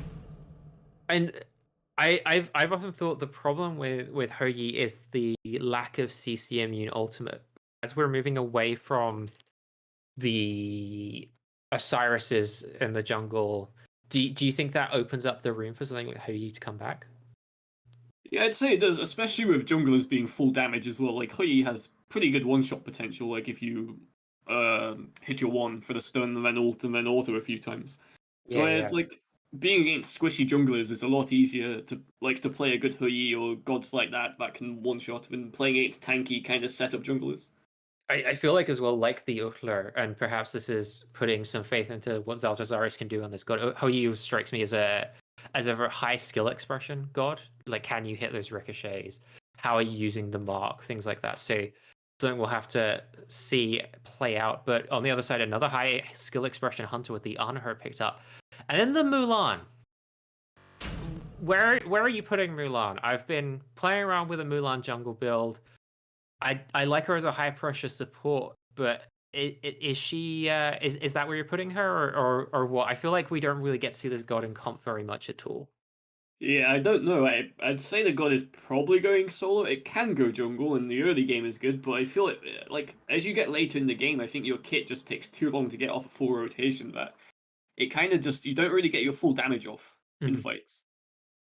And that's an issue, especially if we think about the way that a lot of assassins, they've got these quick abilities that you can drop, and you're able to just burst someone down, which Mulan doesn't have the option to do. And then, as you say, the other part of this is if you're trying to engage on a mage, think about the Morgan Le Fay last game. If you're not dropping all of your kit quickly, you're just gonna get eaten alive. Exactly, yeah. For example, if you're all against the Morgan, she's just gonna self peel with her 2, super hard before you get your entire kit off. We see the Hercules as the final pick in this top 3 for Titan's Bane. So just support and solo locked in. I guess we won't really know which way they're putting them until we head into game. But they liked the Horus in support last game and the Cerberus in solo, so sticking with a warrior over there, it seems to make sense to me. And then both teams looking at the jungle with their second set of bans, the Awelish band away and then the Susano. I've not had a chance to play around with a lot of the assassins since the item buffs. Are these assassins good, or do you expect to see something like the Loki band out first? I mean, I'm not surprised to see the Awelish ban to Yi, because when he freezes in the air for quite a long time, and having no CC immunity as well in the ult, I think the Awelish ban is very smart here. I think the Sasano ban is also pretty good. Like, he kind of can just one-shot any mid laner, so I'm expecting Titan's Bane to probably go for a fairly unsafe mid if they're going Sasano. Mm-hmm. Maybe something like the Hera or back to the Morgan. Yeah, for sure. I wouldn't be surprised. Even something like a Raging, because Sasano 2 can cancel Raging free fairly easily. That's a good point. I hadn't thought about that. It's quite a high load-in animation, I suppose. When you're pressing that Raging 3. It is going to be the Tsukuyomi loss as well. I feel like this is a god that we basically saw go extinct over some of the last round of nerfs, and then has come back in a big way. I'm really excited to see this guy. I know a lot of people really hate playing against him, but he's just so much fun to play, and I'm glad to see him back. Yeah, for sure. I think the potential for junglers to go full damage just makes him 10 times better. Like, you never want to be like half tank ulting in the backline and then realize the backline's all on half HP. They turn around and kill you when you're the only one in the end. But now you can just go full damage. Someone doesn't have Aegis up. You're just ulting them for pretty much the entirety of their health bar and throwing a one at them and an auto and they're dead at the end. And you have the luxury, I suppose, of because you can play at such a range with Tsukuyomi, you have the luxury of being able to go Aegis. And so even if your engagement does go wrong, you're not necessarily dead to rights when you do that either. Yeah, for sure. Hamazot's back on the table for Titan's Bane. Looked good last game, so happy to see that back. And then hovering Janus and Thanatos right now for W key. Thanatos, I think people were sleeping on Thanatos in the last patch. I know that we're in very much utility jungle meta, but I've really liked what Mannequin Hidden Blade does with this guy's ult all season, and now it feels like you've got the rest of the items there to do it even better. Is that fair? Yeah, I'd say so, and I think it's a very good pick if you're looking to play aggressive in the mid 3v3 as well. And yeah, it is good in this meta, like going one shot. And I think it's somewhat good against healers as well, because if they're low HP running around like Herc waiting for his 3 to pop or Camazot's waiting for his 2 to come back, you can always execute before it goes off. Mm-hmm. That's a really good point. And also, granted, it's not the longest CC in the world, but it's a stun if you're not going for the execute, and then you've also got the silence, which can come up pretty quickly as well. So those heals sometimes are abilities that you're going to have to press, and if you're able to sort of CC them out of them, you're potentially buying time for one of your other engages or even your backliner to help finish someone off. So lots of utility there from the ult, and then it's going to be the Scylla again from Titan's Bane. So a little bit of a change up with the Hou-Yi and the Hercules, but largely the core of this composition remaining the same. Whereas we're seeing a lot of changes here from W Key. None of the gods that they played in game 1. Completely new lineup heading into game 2. How do you like their adaptations in the second game? I think most of it is very good. I'd like to see something a bit more early game and a bit more aggressive than the Yanis. What I'm going to assume they've gone for is they've seen the impact of the Horus and the global rotations last game from the other team, so they're trying to match it this game and play around that. But I'd like to have seen like a Raging or something, a bit more aggressive with kill potential level 5. Mm-hmm. I suppose I sometimes think of Giannis as having weirdly good level 2 in that 2v2 that you get now in mid, where the jungle hangs around for a little bit. If you can set up a portal into unstable vortex, but then you're leaving yourself incredibly vulnerable, which I don't know is what I want to do if I'm up against Camazots and Scylla. Yeah, I think the Thanatos somewhat counteracts the being incredibly vulnerable because he can just run at them, right? Like, right. Your jungler has to turn around and help your mid, or otherwise your mid. I think the Thanatos is killing the Scylla faster than the Camazots is killing Giannis, I'd say. Yeah, I have to agree with you there. So with that in mind, Giannis aside, do you think that WK are in a better position to win this game than they were coming into off of the back of the loss in game 1? Yeah, for sure, I'd say. I mean, you banned the YOLO, which seemed to be the major problem of the game before, and you've completely changed your draft and your game plan, which is always good to see off a loss, I feel. And we also saw Titans Bane playing a lot around that Horus ultimate, which they just don't have available to them this game. Do you think that's going to change the way this game plays out? Yeah, for sure, because I think in game one, they were using the Horus ult to rotate the buffs, right? Right. But now all of a sudden they don't have that ult. I think sometimes it's very easy to still get into like the luxury of having a global ult to rotate, and then all of a sudden you don't have it for game two, and you're a bit late on invading or getting to your own buffs. Absolutely, and if you're going to play such an invade style, you do need to be there on time, or before on time, because on time is late. I feel like in Smite with some of these invades, and with those comps broken down for us. Thank you again, Archie, for joining me on the desk. We're going to head down into game number 2. DJ, take it away. Thank you so much, Taunting, for that introduction. Yes, welcome back down as the dust has settled, and game 2 is going to be coming your way between WKey and Titans Bane. So, going after game number 1, I will be parroting what you have both been saying on the draft.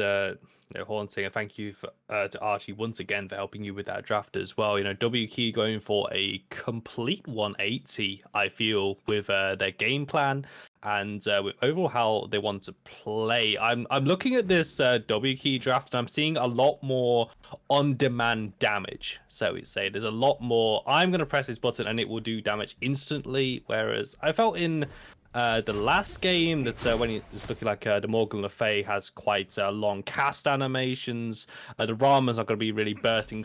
Ket isn't going to be bursting that much. But now Savage Monk on the Thanatos. He spoke about the level 2 which Ayabusha has on this Janus as well. I think this is encouraging for WK. I think so. I think it shows a real willingness as well not to let that first loss get you down, right? We're going to play different styles. Oh, that said, Venom are getting involved early, and here comes Hou-Yi too. Oh, the ricochet went wide. I think we're gonna go benefit of doubt. That is a juke by Isug. He was in the air, so I think that was jumping over the ricochet there. We're putting it down. I'm writing it down as a juke for that one there. But mid lane 2 versus 2, Venom getting that first blood as well. And for this draft as well, you know, you also spoke, you and Archie were talking about, you know, the loss of the Horus as well, and relying on a global ult. You did lose a lot of that mobility, so I feel like there's going to be a lot more pressure on Butterskele and Venom to really rotate out of this lane and rotate early as well.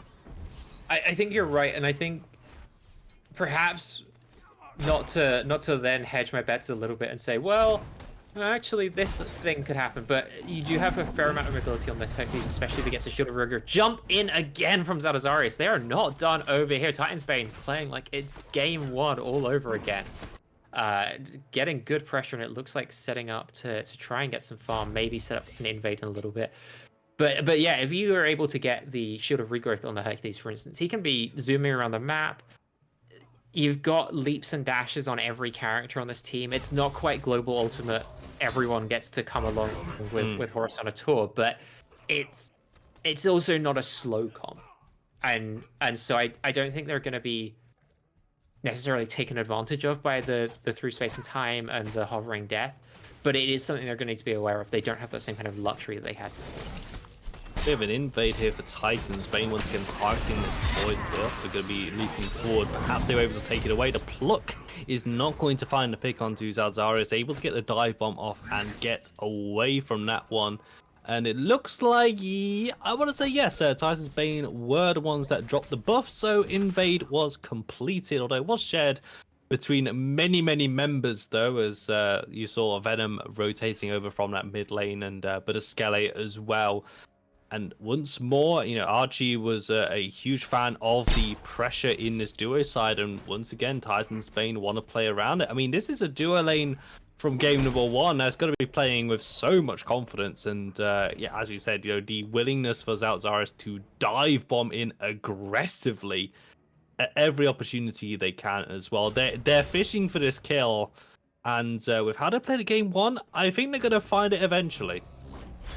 I'm sure they are. You can also just put faith in them to do it. They've not shown you any reason to not trust their aggressive players. Solo laners dangerously low over here, and it looks like Rexray could be biting the dust if the Thanatos chooses to get involved. Blink inside. Oh no! Oh no! Oh no! Oh, Rexray! Why you gotta do him dirty like that, my friend? A Savage Monk blinks in, but Hayabusa from downtown, from the mid lane tier 1, is able to spare the blushes of his jungler, but on the left-hand side, Titan's Bane Venom's here with the I'm a Monster, does go wide. Echotron, and it says, I will show you how to do it. And within 20 seconds, I would love an instant replay, to be honest. Just each one back to back. So where do you want to start, Haunting? Because I want to start with the Thanatos Blink.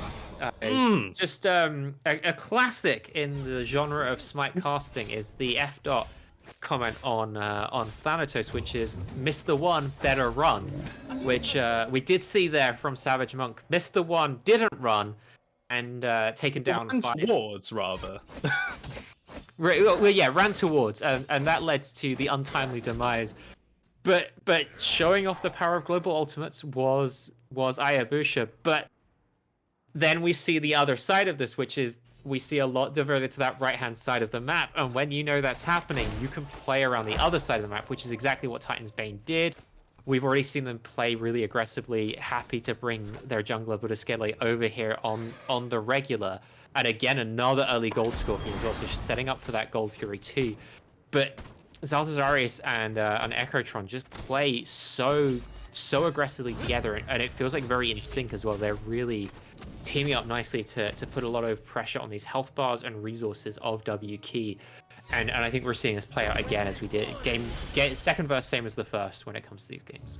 Very nice work by Hayabusa. I was going to say the fancy footwork, but yeah, this is kind of something that hovers. So some fancy aerial maneuvers, shall I say, as the classic juke for the Hercules is to simply walk towards them when they're going to go for that knock-up. It is one thing that when you've played against Hercules a few times, you know he's going to be telegraphing that knock-up quite well. When he's pushing forward, you know that he's going to be looking for that knock-up. He's going to be looking for the kickback as well, as Hayabusa doesn't quite get the portal correct, and he's thankfully able to get underneath their tier 1 tower as well. Savage Monk is here. Blink Charm will once again be back up, but hopefully, I mean, there's only up from here, I think, is the phrase I want to use. And there's the Blink. The Death Side will land, but Bat Out of Hell is there through space and time, but he's still in the air. He's still immune. Hovering Death. Great Blink as well by Buddhaskele. Get out of that one, but Savage Monk is not going to let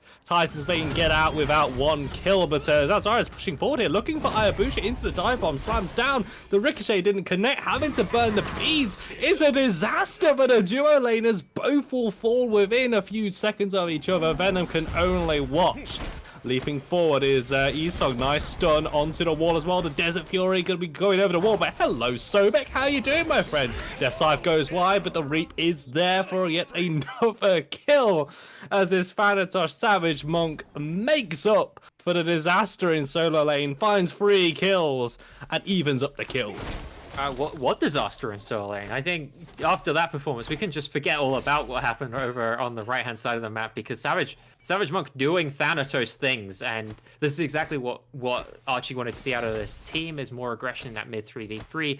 And if your jungler gets off to a start like this, a level and a half lead already for the Thanatos, good, getting about a tier worth of item ahead as well.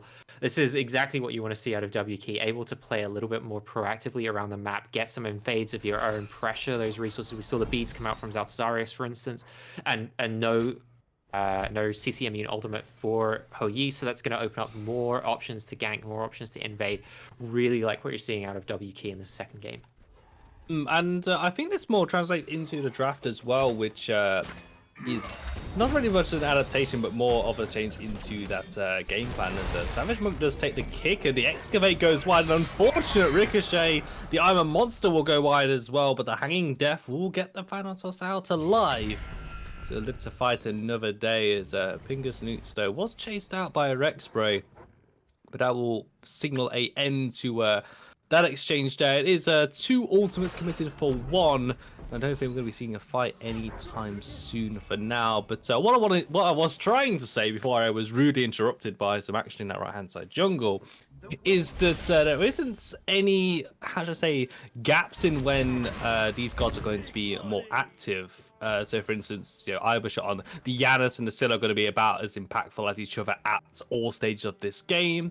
Able to get down some really nice early damage and also scale into that late game. I think the Anha is a fantastic pickup here because it enables Isug to really go toe-to-toe with Zaltazarius's aggression on his Hou-Yi, because if the Hou-Yi messes that one up, Isug is there with their own Impale and a Pillar. Ultimate's going to be used over on the right-hand side, looking for the Cerberus. The Stygian Torment throws one onto Pingus Newts away. Might be able to return the damage down, but Rexbray decides to back away. I don't think he really had anything else left in the tank there. I might be overestimating the impact here of Rexbray's passive, but it felt like he survived for a long time. Granted, he's got a lot of procs. Oh, blink! Is Rexbray gonna get the Rexbray treatment? He does! Under the tower, Savage Monk getting the kill, returning the favor in kind from earlier in the game. I feel like just really punishing that mistake there. Mouth is agape right now. That was a definite like both blinked as well. It's almost like Savage Monk and Rexbray knew exactly what the other was going to do. It's like, I'm going to blink here because Savage Monk was waiting for it. Blinks behind Rexbray. If that spit lands, that is a dead Vanitas and a wonderful outplay to even things up. And I can't think of anything else really happening over in that solo lane in regards to outplays. It's been quite a quiet lane underneath these 2 tier 1 towers. But 10 minutes in, let's not dwell too much on the past, as little Doug Dimmergome is going to be pushing forward. Not going to find a plug, but you can see here a much more back and forward game with XP difference. Oh, looking for the pick. The Iron Monster was used out, but little Doug Dimmergome is able to confirm with their sickle strike.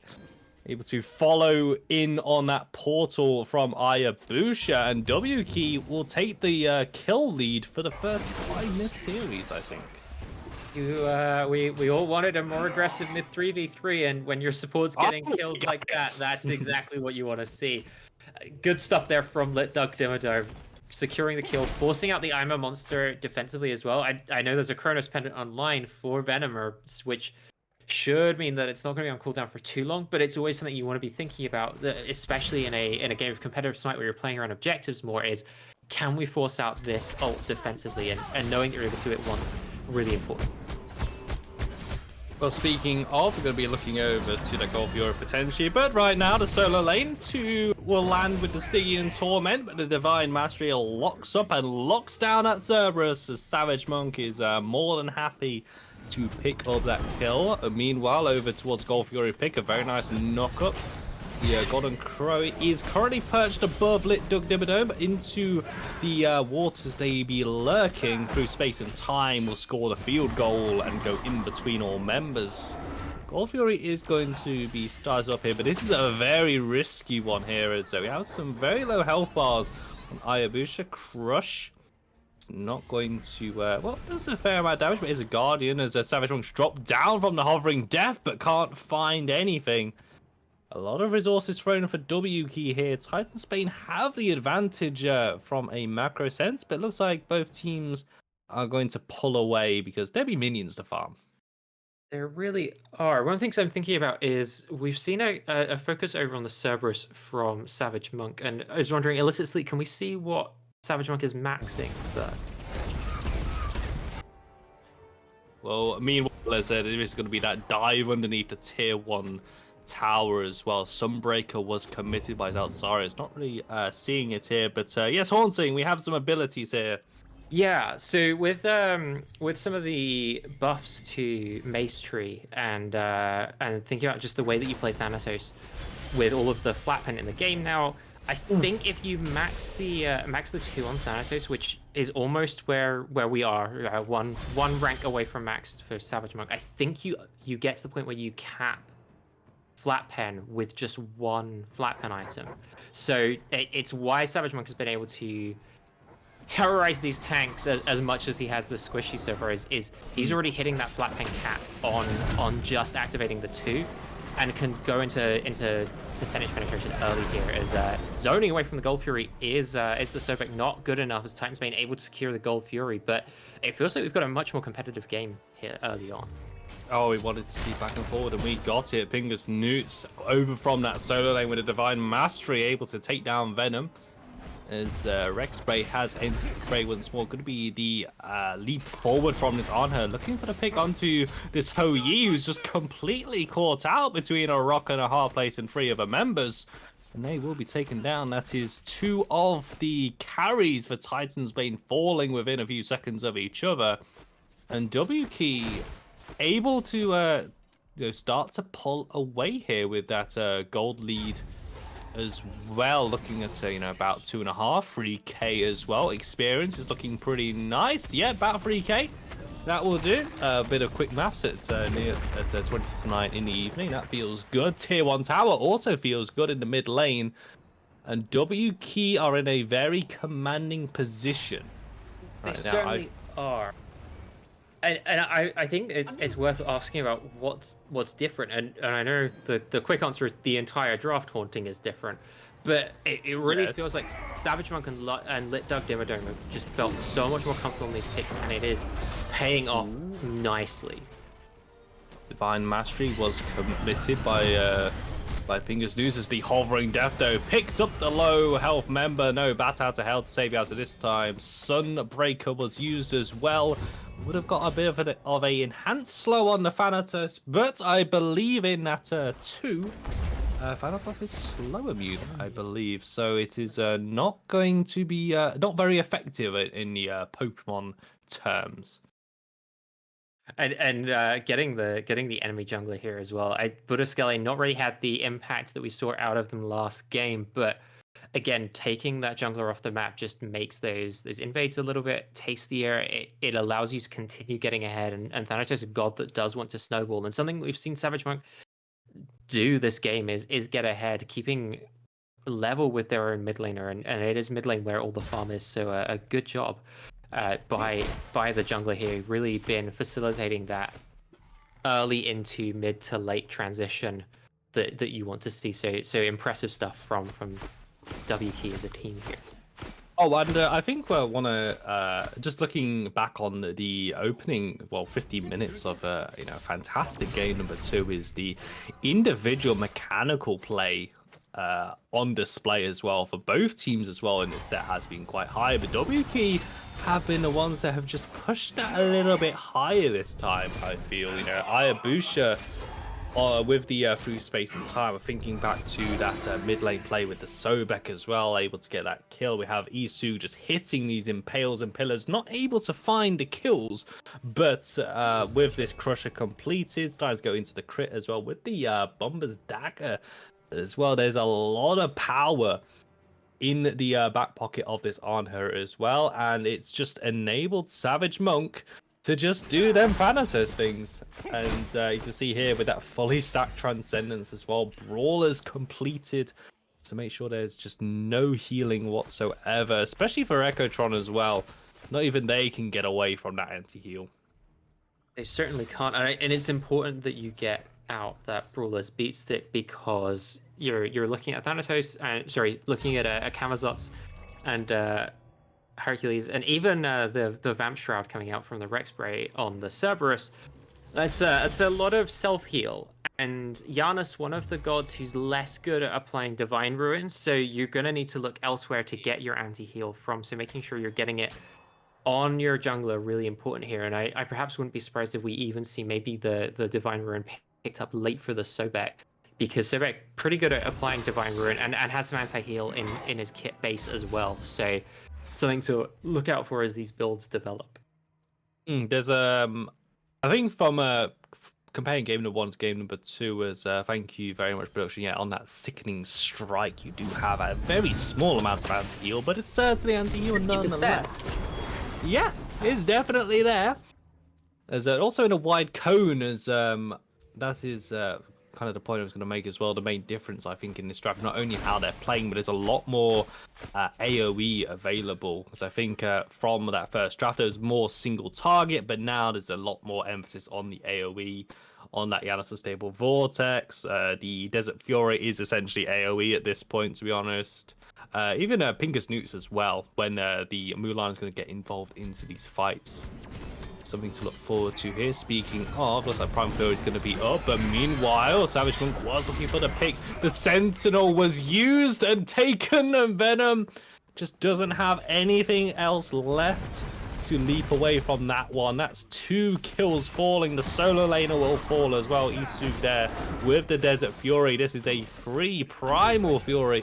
The Titan's Bane will not let this one go quietly into the night, as Pingus Newt's not able to find the pull from that. You know what? Hayabusa is there with yet another on point through space and time from the Gold Fury pit onto that jungle junction as well. I just, that's a golf clap one,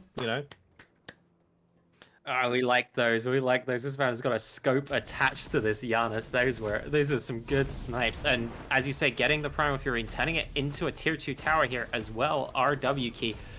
I feel like it would be really easy after game 1 to let that game stick with you. And instead, we've seen them really turn this around and play around their advantages in this game, know where their spikes are, and play the map much better as well. They've already taken down both towers in that left-hand lane. They've opened up a lot of that left side of the jungle, getting tier 1, tier 2 left, and tier 1 mid. The map really feels like the world's your oyster of your W key right now, and I think it's really a credit to their mental and their ability to play as a team that they didn't just let game 1 sit on top of them here. Oh, I think game 1. I think if game 1 didn't go to 30 minutes, then I believe we called that one in the industry a tilter from that one, because, some of the plays at Titan's Bane was, it was easy. I gotta say, in that 10 minutes, they made it look easy. I say is the more polite way of phrasing that one from a casting perspective. But, credit for W key as well. And I completely agree. Looking at the mental resets, knowing that for how far behind it felt like they were in game number 1, they still took it to 30 minutes. And now with a new draft, a new style of play as well, really highlighting some of these skirmishes, because we've not yet seen a 5 versus 5 fight yet. It has still been looming a lot in these skirmishes, and that's where WK are finding their success. And it's sort of an element of the comp. You've got some good pick characters here, but also we've not really seen a response from Titan's Bane in quite the same way. They've not really grouped up to fight into them, as WK looked like they're looking for another pick after that Fire Giant. It is the Hercules. He is going to survive a little bit longer, but Savage Monk able to take him down, and now the team surging forward, looking for where to go after that Fire Giant. Thankfully, we've got a tier 2 tower on right-hand side. This is where we don't need the minions for that backdoor protection, because Fire Giant is able to help out with that one. Although, Lit Dug Dimmadome does take quite a few tower shots, though, so maybe we will wait a little bit for these minions. But no, we have Isu just tanking up the tower themselves here. No, sorry, that was Pingus Nukes tanking up the tower there, rather, but starting to pull away. They will take the tier 2 tower. These waves now gonna be at 22 minutes time for a TJ and Haunting's annual tradition of looking at these lane states right now, and already the forecast is looking pretty damn good for WK, as all of these lanes are pushing up. Mid lane is soon to be pushed underneath the tower as well, and for Titan's Bane, you can see they're grouping up, just rotating from lane to lane, but they're not in a position to really contest here. Just tier 2 towers and structures falling at will. And TJ, I think as all of these lines have pushed, all these lanes push past the midfield point, if you will, that's a minion prio right there. I think we call that some minion prio. I would agree. We're gonna. I feel like we need like a full banner or something, like some of those some party. confetti, Yeah, exactly. We have mid prio, and I mean, if you think I'm excited about mid prio, wait till we get to equilibrium. But speaking of, I don't think we'll just see it. There's going to be the blink forward from Pingus Newts. Gonna try and get something to divide. Mastery comes down as well. The damage is there. Zoltazarius will fall. Answered back though from Budaskele, able to find a pick and shut down this Thanatos. The Phoenix will claim a kill of their own, but the kill credit goes the way of Rex Spray. Retreat signs coming up, and I'll switch the names. This is kind of what happened before. It is a siege under the Phoenix that goes a little bit awry. It's Titan's Bane pushing forward, just trying to confirm these kills. They will win the team fight. They do not need the Ho-Yi, but oh my word, Hayabusa with the portal forward is able to take the kill, and now into the base they go. Low HP, gonna blink forward, and that is 2 on the back. Disrespectful. Pingus Newts has got the artery to pull but Budaskele here is just gonna keep on going underneath the disrespect. I absolutely love it. Another unstable vortex will land. Zoltazarius though, the raid boss has entered the fray. 4 HP, 4 mana, but Pingus Newt's able to take down the support once more. It's so staggered. The ricochet arrow will go wide. Portal down, does not let the Ho-Yi fall into it. And I was just about to say, you know, Titans may win that fight, but Hayabusa. Wow. The cleanup crew was there. That was sick, and especially when Venomer looked like they were coming back into that fight, and just the blink turnaround kill. I was not expecting the blink at all, to be honest, on the Janus. But impressive nonetheless, as you say. There was a real chance of that momentum falling apart as you lose the initial scrap of that fight, but. For Pingus Newts and Hayabusa to stick around there and to even up the kills, get one more kill over their opponent in that fight, that's just crushing that mental. You know, you go into that fight as Titan's Bane, you win it, you scatter them, and you feel like, great, we're still in this game. This game isn't over. And then their cleanup crew just kills everyone you've got left standing. Sure, the game's not over, but that's gonna hurt when you're trying to recover for the next siege. I also feel bad for Venom as well. I don't mean to pick on anyone, but Venom has been unable to find the success that they had in the last game. They've not been able to carry on this momentum. They have been heavily targeted, and you know, you win those team fights. Talk about the mental boom that you feel. It's like, yes, you know, we win the team fight. We're back into this one. And for Venom, though, if they were able to confirm some of these kills as well, getting the assists, you know, that would have been a huge shutdown onto Hayabusa as well if they were able to find it. But no, the Janus shuts you down completely, and it's a tough one to take, honestly, as Titan's Bane are now stuck underneath their Phoenix line, and this is not going from that first game. We're going to keep on bringing back to how different these two games have been. We've seen what happens when Titan's Bane are on the offense, but now we get to see a bit of their defensive plays. And I don't think their defense is bad by any means. You've got some good space control, whether it's the Stygian Torment or the Sunbreaker, even Crush coming out from Scylla. Lots of ways of controlling space and clearing waves very quickly, and dropping those on team fights is always going to help. Plus, if you really need to, dropping the Boulder, the Excavate from Echotron, is going to be a big deal. But it's about making these things come together, and I think if there's been one big difference for me for Titan's Bane this game, is it feels like they've been less proactive about bringing these team fights together. Game 1, it felt very much like they knew what they wanted to do, who was engaging, who was cleaning up, and this game it's felt a lot more disjointed from them. Now, part of that might be that WK just came at them with an entirely different look and have managed to exploit that shock factor. But as this game's gone on, I've been waiting for Titan's Bane to hit that gear that we saw from them last game, and it's just not happened yet. No, and there were large periods of that first game where Titan's Bane were just grouped up. They were death-balling, burning through WK's jungle to make it so there was no comeback available. And yeah, this is a completely different Titan's Bane we've seen, but I think this is a lot more. The onus is on WK. They have really stepped up in game number 2, and you know, I don't want to be getting a bit too ahead of myself here, because I have had the pleasure and also misfortune of being on both ends of a Phoenix fight that goes completely wrong and losing it right at the end. This is truly, I'm gonna say this is truly the Zapdos of Smite, is this left-hand side Phoenix, but there's still opportunities here. It's going to be a play forward. That's a free-man Divine Mastery rooting up the backline. Sunbreaker will split the fight, force out the Armor Monster as well. But Savage Monk does not even let the Scylla cast it. Venom will bite the dust very early on. Lurking in the waters, Rexplay taking damage, but Ayabusha hitting these unstable vortexes. 5-0 and 7 on a rampage, pushing forward into the throne room as well. Isug has been left completely unaccounted for, able to take the kill, but Askele wanted the kill, but Isug says, no, you Uno reverse card to find that pick. The Titan once again is going to be the target on low health bars, but I don't think there's going to be enough, as the Titan will take their lead for game number 2. We have a set on our hands as WK even things up. We're going to a game 3, Haunting.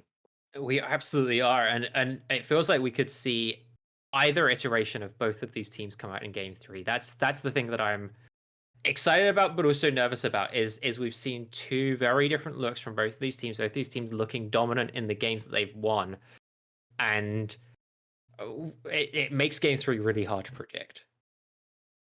I don't think that's a good thing, to be honest. I don't disagree.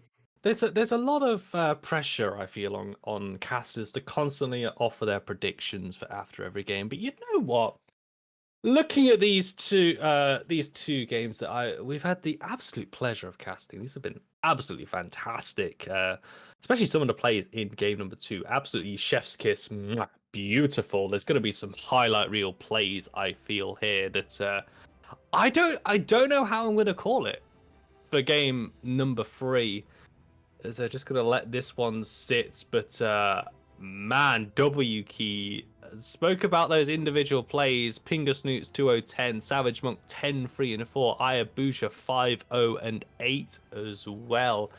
The crucial members, this is what happened when they were able to get that on-demand damage down. And, Ayabusha's Janus plays as well. I mean, Savage Monk, just doing Thanatos things, that's kind of expected at this point when you have an execute in your kit as well. But it all just came together, like, from a mechanical perspective. That was fantastic to watch. Yeah, I think if you're heading into game 3, if you're Titan's Bane, you've got to ban or pick this Janus. I don't want to see this out again from Ayabusha if I'm playing against this team. As a caster, I want to see that again. I want to gasp at those snipes. I want blink charms. I want. Yeah, I want to oof at those blink unstable vortexes. But if I'm playing against it, and I don't even feel like the Janus really ran the show. I think you've got to have a plan for this Thanatos as well. I think there's lots of questions that WK presented that Titan's Bane have got to show they've got answers to. It certainly is going to be very interesting to watch the picks and bans on game number 3. That's going to do it from myself here. Is going to go back into the cloud, so to speak, onto the analyst desk. And welcome once again, Archie Baker, to the analyst desk. So, Haunting, I'll see you in a few short moments. See you in a couple of minutes.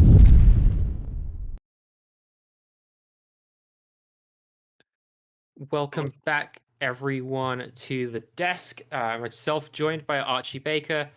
And Archie, game 2, hell of a different look to game 3. Yeah, for sure. I really like how both teams try to play aggressive.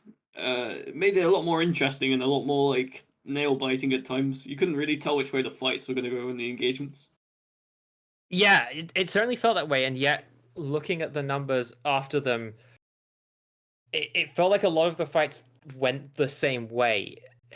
Is there something that you identified in the way that these teams played that really changed for them, or is this just we decided to draft something entirely different and it worked out for us?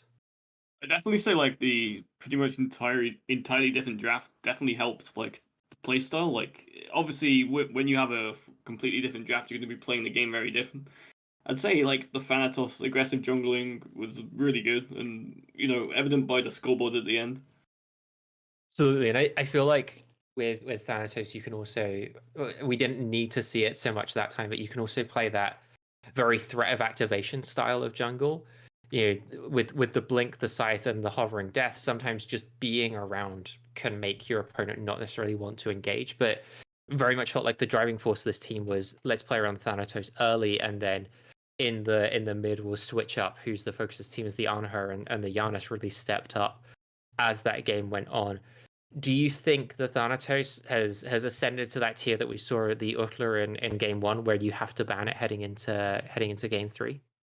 I don't know. It's obviously hard to tell because there's 3 people in mid, whereas ADC there's 2 and then 1, right? So it's easy to see if an ADC is like having a massive impact because it's purely against the other ADC. Whereas if you're in like jungle or playing around mid, it's kind of hard to tell. Like I definitely think the Sobek and the Thanatos together has a big impact because you have a lot of pressure without even doing anything, right? If their beads are down or even up, you can't get Sobek plucked because you get scythed and silenced and you're dead. So I think like having that kind of high kill potential when you're literally doing nothing, just standing there, is really a big thing. Absolutely. And with that said, we're gonna head to a short break before we get into picks and bans for game 3. So stick around and we'll see you after the break.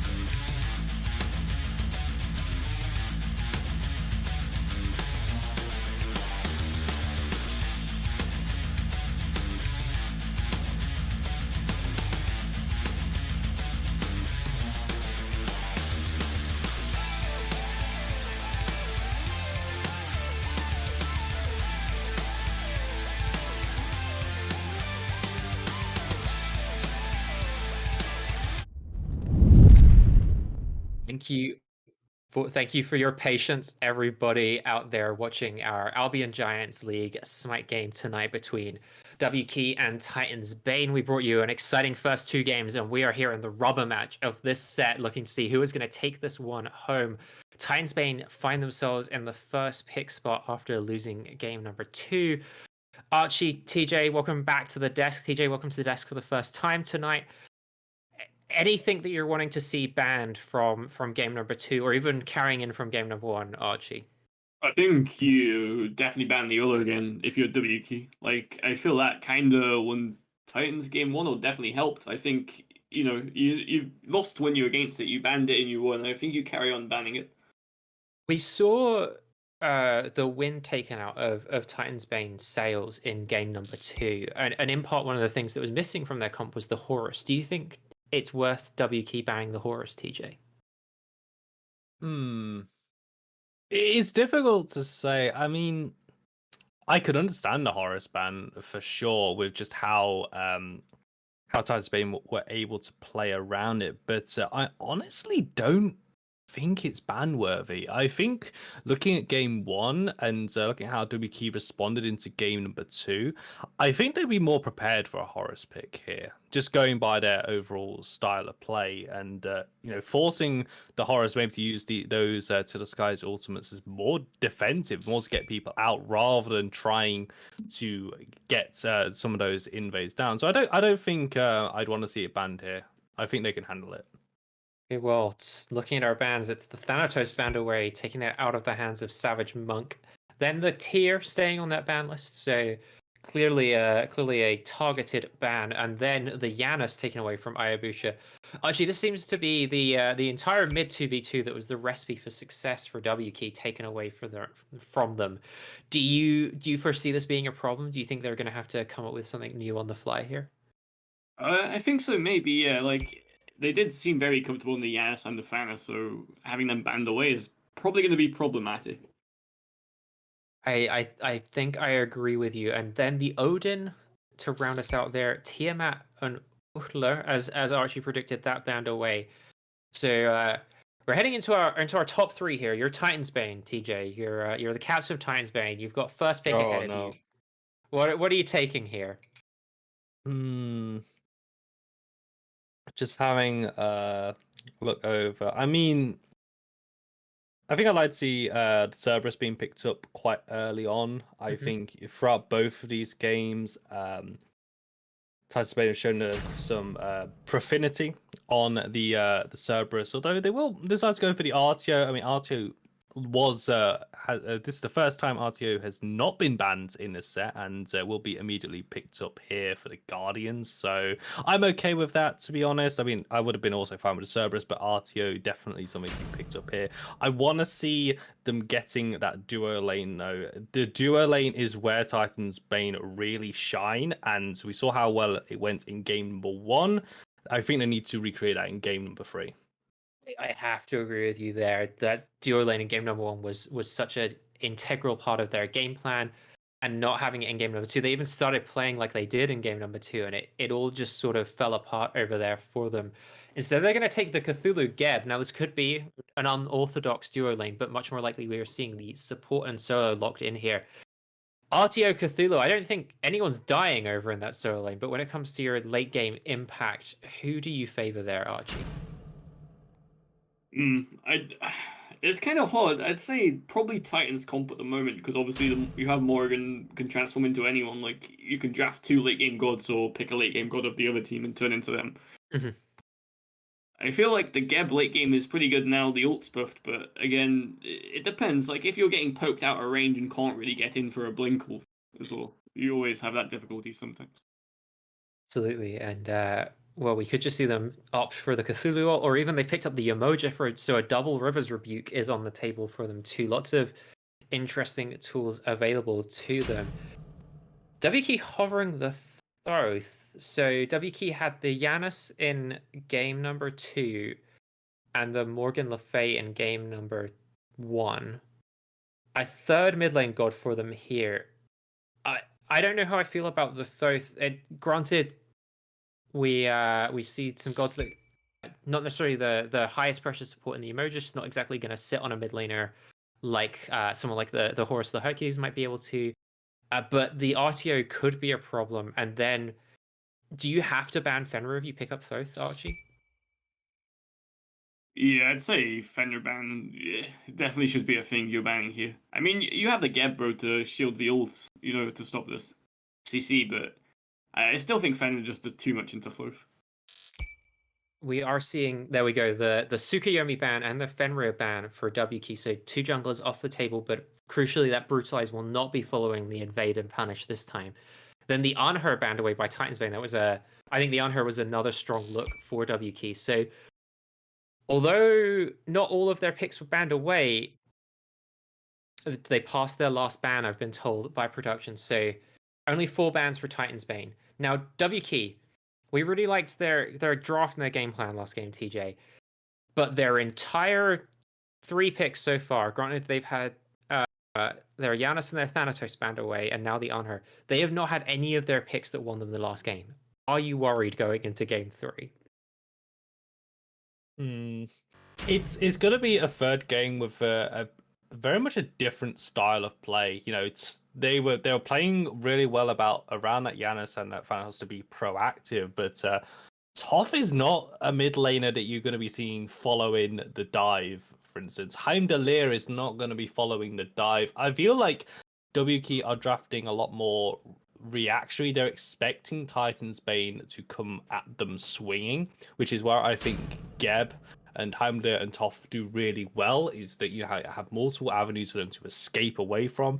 I'm concerned with the Cthulhu being taken that early, to be honest. I would personally much prefer to see what you're drafting into, and then you pick that Cthulhu in 4th or 5th pick, but no, it's going to be taken early. But speaking of that, got that Hoyi and the Susanna as well. So yeah, I'm happy with WK's. What I feel like they've read Titan's Bane's game plan quite well here. I just want to see how they actually execute it, though. I agree with you in part. My concern, and maybe I'm overthinking this. My concern is that every fight is going to start with Rivers Rebuke, followed by Sunbreaker and Monsoon, whatever Susano's ult is called, and I feel like that's just a lot of area control and AoE damage is my concern with what's going to happen to WK in these fights. But it's as you say, lots of different looks coming out from both of these teams, and it's the Gilgamesh last pick. So a beefy jungler, sort of a pseudo frontliner, I suppose, often the way we see Gilgamesh built. Although Archie, with the new changes to some of those jungle items, do you think it now merits building Gilgamesh full damage? I feel there's kind of better picks you could go here than Gilgamesh, especially with the ult being, I think, 110 seconds now, which is quite a long time, even if you're going like into more CDR. But yeah, I mean, there's a good chance you go full damage here, but I don't think you're really ever killing the ulti or your Mojo with that comp. So I honestly don't know. It's quite difficult to how to call it. I think if you get ahead, you can go full damage, but I don't know. It's very hard. You can't even really play around objectives with the W key comp because you have things like your Mojo ult, Hoi ult, Susana ult that just provide so much zoning around objectives. It's going to be difficult to get in. I think your hope, I imagine, if you're playing on W keys comp, is that you ult in with the Cthulhu, and then just hope you're following up in the rest of the fight, which feels I don't want to take anything away from them, but that feels a little bit coin flippy to me as far as strategies go. But we're seeing two really different looks from both these teams, so it feels really hard to call at this point. But Archie, you're heading into game 3. Which comp do you give this to? I'd definitely say Titans Bane, just off the fact it seems to be whichever team played a more aggressive comp and more aggressively won, and I'd say they definitely have the more aggressive comp going into game 3. And aggression has very much been the name of the game in both of these games so far. You heard it there. You heard it here, folks. Prediction is Titans Bane going in, and now TJ, DJ, and I are going to swap chairs and head on down to the casting desk. I feel like we need some music in the background to do the full musical chair sort of rigmarole here to switch over. But here we go, dropping down once more for the third and final time for tonight here between Titans Bane and W Key, and just going on the last comment as well, with Archie predicting that it is going to be Titans Bane clearing this one out. And my final thoughts for the W Key draft is that there's a lot of pressure, I think, on Savage Monk right now, because I think if that Gilgamesh gets ahead, you've got the Geb shields to go around. Not going to have to. Ayabusa's not going to have a lot of pressure towards them because hey, Savage Monk is like 10-0 at this point. We need to deal with this Gilgamesh. But my main issues are more that Titans Bane did get a lot of power picks here. I think the RTO is a real big pickup first thing. I think the Morrigan does make that Cthulhu a little less safe to play. The Emoja is a game changer regardless of whatever you draft it into. And also, you know, the Susano as well popping up here for Buddhaskele, they gave away a lot. I agree, and at the same time, I think there's a little bit of just we're still feeling out a new meta. Granted, some of these things will be things that people are comfortable playing, but you know, we're still working out, is Hou actually good here? Is Susano really the best assassin after these changes to the Mace Tree and to Heartseeker? And logically, you'd think that yes, these are gods that are going to benefit a lot, but at the same time, there is still some feeling out of some of these things, and you know that Heimdallr is always going to be good in these kind of games, right? This god has got a proven track record of being strong, so sometimes heading to something like that can be good. But at the same time, I do agree with you. I feel like what Titans Bane have put together just feels like the more coherent gameplay. It feels like a comp that they can play like their style of Smite on, and they can play it very comfortably as well. And you know, just looking through here, and I do agree with you, maybe a bit of hangover from here as well, because there has been, you know, quite a big shift in the jungle meta. But one thing we will be seeing a lot more from these junglers is going to be the gank. That is a first blood going over to Zarius here. The ricochet arrow connects, a double kill and a perfect start, I feel, for Titans Bane. They hit dual lane, they hit it hard, and they get their Hunter 2 kills. And it's exactly where they want those kills to go. You said it yourself, perfect start. And Zarius was carry in game number 1 and will be, it looks like, here in game number 3. Getting ahead nice and early, 2 assists heading over to support, and the jungle is going to be nice as well. And not only the kills, but some crucial cooldowns burnt there as well. Lit Dug Dimmadome forced to use the magic shell. I don't know if that was intentional or not, but we saw the Geb shield, then the magic shell shield come out, and shields don't stack in Smite. So one of those was a little too trigger happy, but also the bead's gone from Isug as well. So that's going to be a return gank at some point too. But speaking of return ganks, Gilgamesh coming in for Savage Monk and picking up Rexspray here. No CC immunity in the base kit for the RTO, so a nice pickup in return, but Titan's Bane still gonna have a little bit of space to move after their stuff. It's interesting to see where the priority goes here. So trying to get Pingus Newts on this Cthulhu, because as you said, as I said on the desk, that's a Cthulhu blinking. Blink Charm is first item. Speaking of, Blink to pull back, and that's going to be the freest kill of Budaskele's life. Hayabusa unable to get the evade and punish out because they already used it, as I think Venom did force that one out early. And for Titan's Bane here on this, the blink forward, the pull, and then able to use that, not quite the water illusion, that's more of an Ao Kuang, but able to blink back essentially, and able to confirm that kill as well. But anyway, going back over to the solo lane here, is that Pingus News is going to be so crucial to this composition for what they want to do. It's going to be the primary engagement in a lot of these fights, wanting to make sure that this Cthulhu is not too far behind, because what you don't want is the Cthulhu to blink in, descend into madness, and is essentially made of paper and just gets absolutely scythed down before they can even, well, do Cthulhu things, really. So I'm okay with that, but the problem is that this duo lane, which we've seen from game 1, we know what it can do, we know how much it hurts, and there's kind of a fire starting to be ignited over here. So I want to see Savage Monk hit this duo lane. And it looks like Savage Monk is returning over here. Nice stun out onto the Geb, in with the Wind Siphon, and well, the kit's been dropped. Both those circles coming out, and it's Lit Dug Dimmadome biting the dust again, and it's exactly what you asked for, TJ. Focus on the duo lane, and it was how Titan's Bane won game 1, and it looks like they're planning for game 3 as well.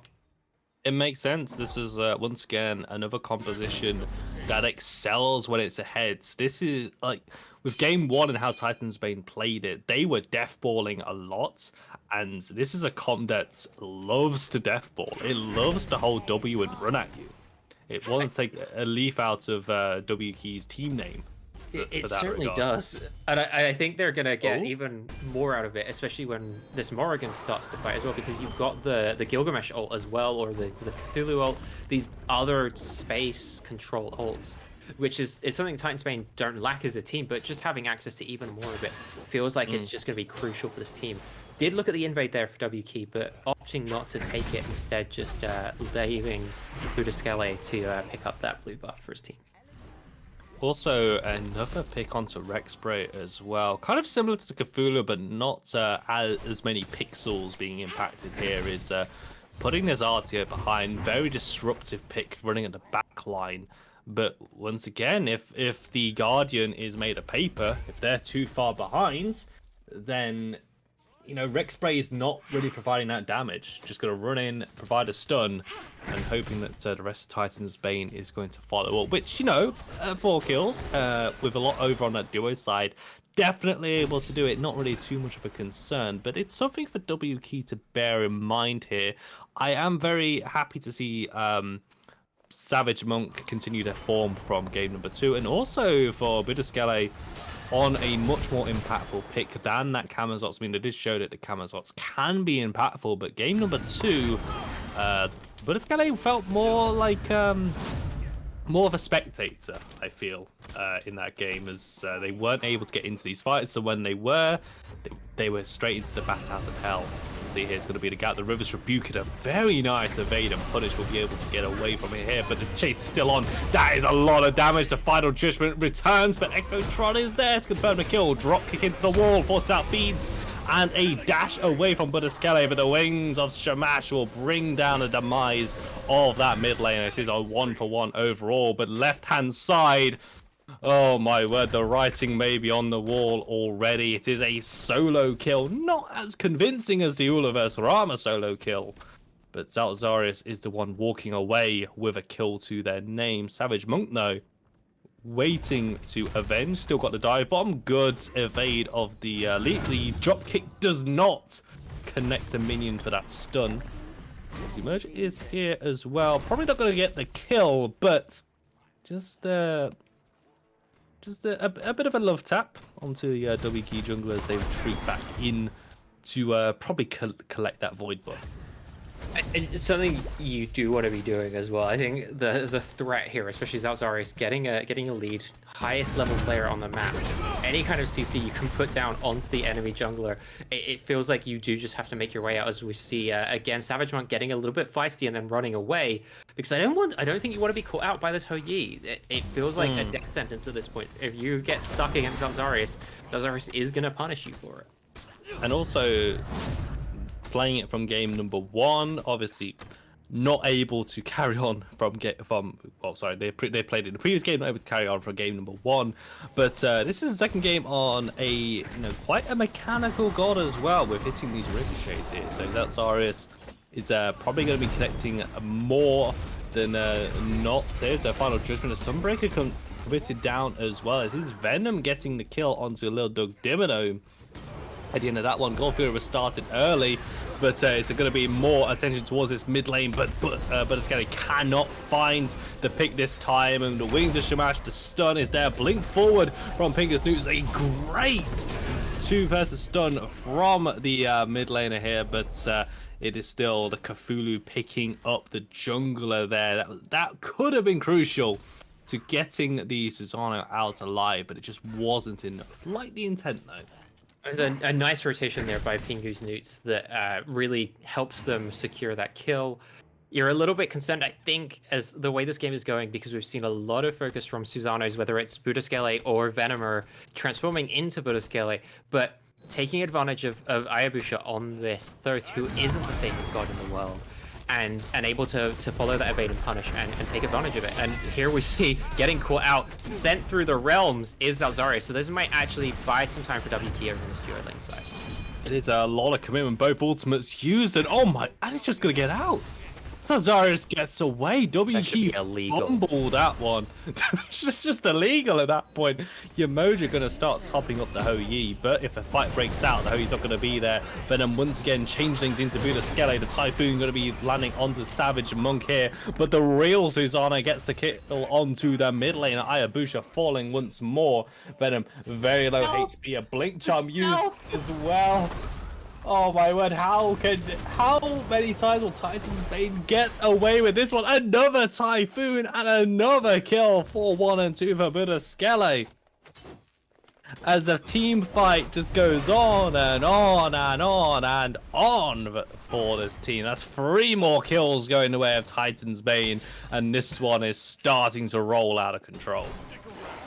Best fancy footwork award going to Venomer. That getting away with all of the Susano kit and then still managing to stealth away was fantastic. That was a delight to watch as Zalzarius gets another solo kill here over on the duo side of the map. And I feel like I felt a little bit, I sounded disappointed saying that, but by no means. Zalzarius putting on a clinic on this aggressive hunter today. I think that with the way that Smite has been playing recently, and with some of these items, I say maybe a little bit hungover from the previous patch, but with this new big shakeup coming through with some of these items, you are seeing the more ability-based, aggressive hunters coming back into the meta.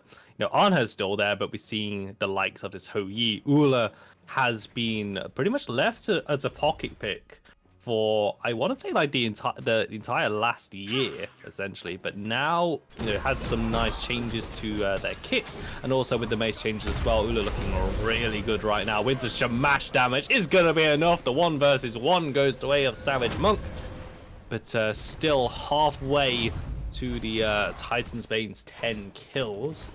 Dive bomb over the top of that shockwave. It's going to be enough here for Titan's Bane to get back in towards their side. Savage Monk granted, on a very different pick here. Gilgamesh, very different play style to Thanatos. Perhaps the same sort of early game power spike, but otherwise almost entirely different gods. And is carrying over that same sort of momentum, that same sort of confidence that they played with in game number 2. And I think that's been the thing that's keeping WK's head above the water. You know, 0-3 on the Thoth, 0-4 on the Geb, 0-3 on the Heimdallr, but 4-0 on the Gilgamesh. And all of this for me is Savage Monk playing with that same kind of presence that they played with in game number 2. And it's been the bright spot here for WK in this game where Titans Bane really have been running away with it. More attention towards this Geb, and 5-0-3 is now the count here. Crusher completed. You saw that ricochet stun damage starting to add up again. It could be a very nice stun from the Deadly Aspect onto this Cthulhu, losing half their HP, having to force into their descent into madness, but they're stuck in the Gold Fury pit with nowhere to go. Zazara's getting another kill. Savage Monk able to answer back, but it's going to be a double for the Ho Yi, as they are able to find a pick 2 for 1 and a shutdown gold as well. But is Ho Yi? Oh dear. Sometimes things go from 5. Sometimes things go from bad to worse, and well, that's what happened here. I think if you're WK, Zalzarius getting that shutdown kill is not what you wanted to see, and not exactly conducive for getting back into the game, but at the same time, perhaps it's also the person you wanted it to go on to. Hear me out, okay? Getting that shutdown go onto the Ho Yi, who's already got a lead, isn't nearly as bad as perhaps one of their other team members. You know, Susano was behind, Artio was behind. You're still even in mid. If it goes to one of those members, you start losing in 2 positions on the map. Whereas having the lead for the Ho Yi really maintains where it is that you've got to focus or avoid as WK. It's not like you start losing the rest of the map because the Ho Yi gets a little bit of extra gold and XP. I can see where you're coming from. I think there's merit. Yeah, I'm not saying it's necessarily believable, but I'm saying there's a potential silver lining to that. Well, and I think that's what Ayabush is hoping for as well. Thankfully, that's the silver lining for the Geb shield. If that one able to roll out as well. But Sunbreaker was used, and once again we're back around this Fury. It looks like it is just going to be a bog standard Gold Fury for this one, but Titans Bane once again having the momentum advantage as Buddha once again leaping forward, but they are rooted up, they're stunned, and now taking a trip through the realms as well, crashing down and will be picked up by Ayabusha. Here comes Pingus Newts as well. The fight around the Gold Fury might just have spun around completely as the Savage Monk leads forward. A very nice double knock-up from this Cthulhu. The River's Rebuke will go down, but if anything, it's created a runway for WK to run down and confirm another pick. They're going to take down the solo laner. Zarius is trying to do the best that they can, looking for these members once more. And of course, out the ages, as Venom did use the changeling onto that Cthulhu again. Velo health bars. Oh, the Deadly Aspect stun. That was disgusting. Venom able to pick up Ayabusha. Heimdallr, though, just one more axe might have been enough to kill, but cannot find said killing blow. Figure is still standing, by the way. That was the perfect time if you are Pingus Newts to make use of that rotation and that ultimate there. Granted, that fight doesn't all go the way of WK with a great play by Venom at the end of it, but I really want to pinpoint how important that power spike was for Pingus Newts making that rotation there. Because if you look down the builds for Titan's Bane, there is no Chin size online yet for the Ho Yi, there is no Heartseeker online for Buddha Scale, and there is no Soul Reaver online yet for Venomer. So those crucial items that all do damage based on max health, which is the way that you, air quotes, counter Cthulhu ult, aren't available to them yet, which means you get to make maximum impact with that. And in those jungle choke points, that Cthulhu ult is lethal. So a really great identification of the game state here by WK, transitioning the lead that they've built up on the right side of the map into this left side of the map. Really important for keeping themselves in this game. And this is the smallest lead we've seen any of the leading teams have this deep into a game so far. Really impressive macro play there. You have to feel that Titan Spain still remain in control though, but W Key have got some keys to get back into this one here. And going back to the builds as well, as that Zarius did complete that balance blade into the Asi as well, not deciding to alter the build and go perhaps for that early tune size, but Zazarius needs this Arcee. He needs that lifesteal. Has got a little bit from the Hunter's Cowl, but with this pressure from Savage Monk as well, and they know that Zazarius has this huge target on their head, saying, you know what? I'll take your 1v1. You know, dive me. Sure, I'll go for it. As Savage Monk, though, going to be finding a bit onto Venom. The Burskele does get a fair, well, a little bit of damage down, but as you say, not got a Heartseeker. So this Cthulhu waddles away for all intents and purposes. Because once again, there's another Gold Fury fight brewing. And only the flat pen from the Jotun's Wrath as well. So that base prots on the Tainted Steel and the Breastplate of Valor providing 60 or 65 prots. It's hard to get through those when you haven't got any percentage pen online yet as the jungler, especially if you're leveled to level with the solo laner. So a strange target selection, but proof in the need for some percentage pen and max health damage coming. As here comes the Cthulhu ult again. The descent into madness is huge here. Fighting now through the River's Rebuke once more, going to find a knock-up, but the rest of W Key maybe a little bit too far behind. Being a Snoots though, without Descent into Madness, is going to be relying on the base kit for this one. Gold Fury still being taken by looks of being going to be the look forward on Savage Monk having to get away. That's a crucial member to take down. Typhoon will land one knock up here, but Titan's Bane going to keep on running. Rex Spray in the backline, looking to disrupt as much as they can. Zalzaris is there, can't find the Ricochet stun, but Bidaskele pushes forward as well. Can't finish off this Cthulhu, and W Key will escape with their lives, but it might be at the cost of this Gold Fury. Hayabusa has no final judgment to try and steal this one.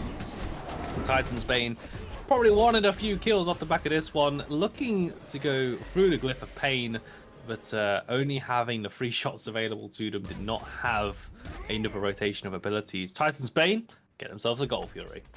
It feels like we were hustling and bustling over that Gold Fury for quite some time. So for Titan's Bane to finally get it, it feels like the first sort of big stamp on this game that anyone's really been able to have. Sure, Titan's Bane have been getting a lead, but that Gold Fury has been the concentration point for both of our teams for some time. And you think by 20 minutes, both these games, it's felt like things have been not over, but decisive. A lot more one-sided. I mean, 20 minutes in game number 1, Titan's Bane had already taken the Gold Fury. It already probably starting up their second. First Fire Giant had happened. Yeah. And I say about 22 minutes, W Key had already taken a Fire Giant. Essentially got a really early one, and we had TJ and Haunting's 22-minute minion montage moment. Minion check-in at 22 minutes. That's still coming up. Want to be looking forward to that one. As much as Zalzaris having to use a Sunbreaker, there's a lot of circles being thrown down. The Winds of Shabazz is going to be one, but the final judgment poetically spells the death of Zalzaris. That's a nice cataclysm landing onto 2 members, but Pingus Nuke is there to zone away underneath the tier 1 tower. We go in mid lane. Rivers Reek will come out, split the fight. Hang on a minute, that's not Pingus Nuke, that's Venom in the Cthulhu Ultimate. As Pingus Nuke is there as well. 2 Cthulhus duking it out underneath this tier 1 tower, but the health advantage is firmly in the grasp of W Key. They got the member they wanted, and meanwhile, Isog once again on the split push, unable to take the tier 2 tower on that left-hand side. We do go into it looks like a poor state here. So, Haunting, you know what time it is. Is it? Well, it looks like we're also coming up on Fire Giant o'clock. So shout out to Dino Sir, one of our other classes. Fire Giant o'clock coming up, but I do think it's time for TJ DJs and Haunting's minion check-in. And also just want to shout out to Illicit Sleep for navigating a fight with 2 Cthulhu ults in it, because that can't be fun to observe. Oh, we appreciate our production staff. We appreciate you. But Paul State is going to be over.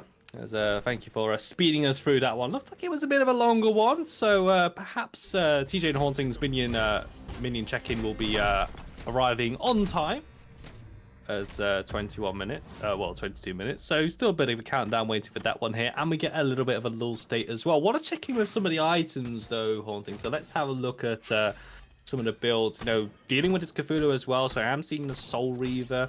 There's another Balance Blade being coming out for Zarius. He's most likely going to be that chin side as well.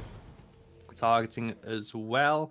Gonna look here as I'm just racking my brain for the item there for but a Skele. It's a charged Morning Star. That's the one, that's the Badger. And likely gonna be the Heartseeker that we asked for. So yeah, our prayers being answered there. I think the important thing that we should also check in with here, not to say that the items aren't important, but can we see the charts? Because I think we've seen our gold league switch over. Ooh. And gold and XP now, if just barely in the hands of WK. So that last fight, crucial in this game, because up until this point, as you said, Titan's Bane felt like they were ahead, and certainly were numerically if you looked at the gold. But now this game's back to even, and it does feel like these fights could belong to anyone. I think those latest item pickups, especially the chin size, could have something to say about that. And this Fire Giant is also liable to turn the tables. But WK making a statement in this game, bring themselves back into it, and now starting to hit their stride themselves. I think this one's a lot harder to call than we could have thought. It's near enough neck and neck here, just for all intents and purposes. This is an interesting situation here, as Titan's Bane did start up the Fire Giant. They know that at least one member of WK is over by the Dragers. Sorry, Haunting, I know you have the correct pronunciation. It's okay. We'll go, because also the tier 2 tower fell in left as well on that push. So really important there. You've got the global goal from both those things. River's Rebuke here though. Yeah, there's also the beads and the ultimate used by the time delay. Esau. Oh no, sorry, not the Esau. That was you know what? I can't even keep track at this point. But what I can keep track of is Zarius finding a pick onto Pingus Newts in the Cthulhu there. I thought that was the Heimdallr was forced out with the Food of Realms, but nope, there it is. So it definitely wasn't that one, but Zarius now pushing forward. Members of Titan's Bane are quite low though, so maybe a few abilities can connect here for WK. The Aegis only stalls out the Demise. That wasn't even an Aegis. TJ is having an absolute nightmare in this team fight here, about as much as WK here. They lose 3 members around that Fire Giant pit. Zarius is still there, looking pretty healthy. Unless little Doug Dimino is able to find a pick out, rolled out, and supportal combat is what we love to see. Dive bomb down. Ho Yi is gonna be taking this one, but of course it is a gap. Delayed Quadra. Delayed Quadra? Yeah, delayed Quadra. Savage Monk, you know what to do. Actually, no, don't do that. Well, here comes Savage Monk, and it's what did I say, Savage Monk? Does use the hero's advance to get away. Drop kick, good. And here comes the Winds of Shamash, but the Typhoon to zone away Savage Monk. And well, they were left, support down, but you're left with a tank and your ADC. So the Fire Giant is still the target here, buying a little bit of time for the Yemoja to respawn, hopefully get all 5 members of the Fire Giant, but it looks like they're going to drop that and head for the fight. Zarius looking for Pingus Newts, trying to force out the Cthulhu with that Sunbreaker as well. Once again, another big circle ability for that zoning potential. And it does show that Titan's Bane just want to pull back. They don't want to start this Fire Giant up once more, so it looks like we will be seeing another fight occur around it though. But for WK, I mean, this is now, we're 3 minutes late to be honest, but I think Titan's Bane and WK were more intent on fighting than letting us talk about this, because we have a little state. It's now time for the 3 minutes late TJ and Haunting minion check-in right now. So WK though have been doing a very good job pushing that left-hand side, but this time it's very firmly in favor of Titan's Bane as we hit that mid lane spot. But it looks like it's going to be more archers. More archers means the wave is going to be pushing up in towards that tier 1 tower.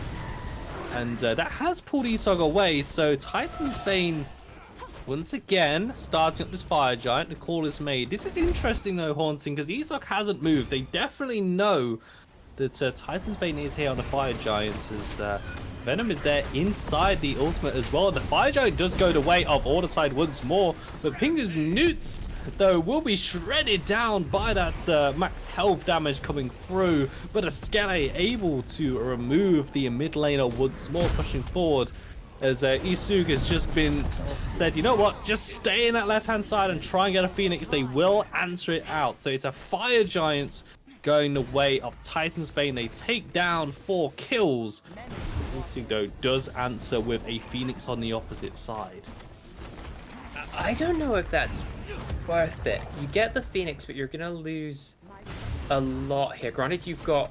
until that tier 1 went down, you had all of your towers still standing, which has got to feel good. But now your opponents have all 5 members with Fire Giant, and they're about to... Gold is pretty much even, and now they're about to fill their pockets with all of those gold caches that are on the map, that are the towers at this point. You know, that mid tier 1 is pretty much dead at this point. That's going to turn into 500 gold.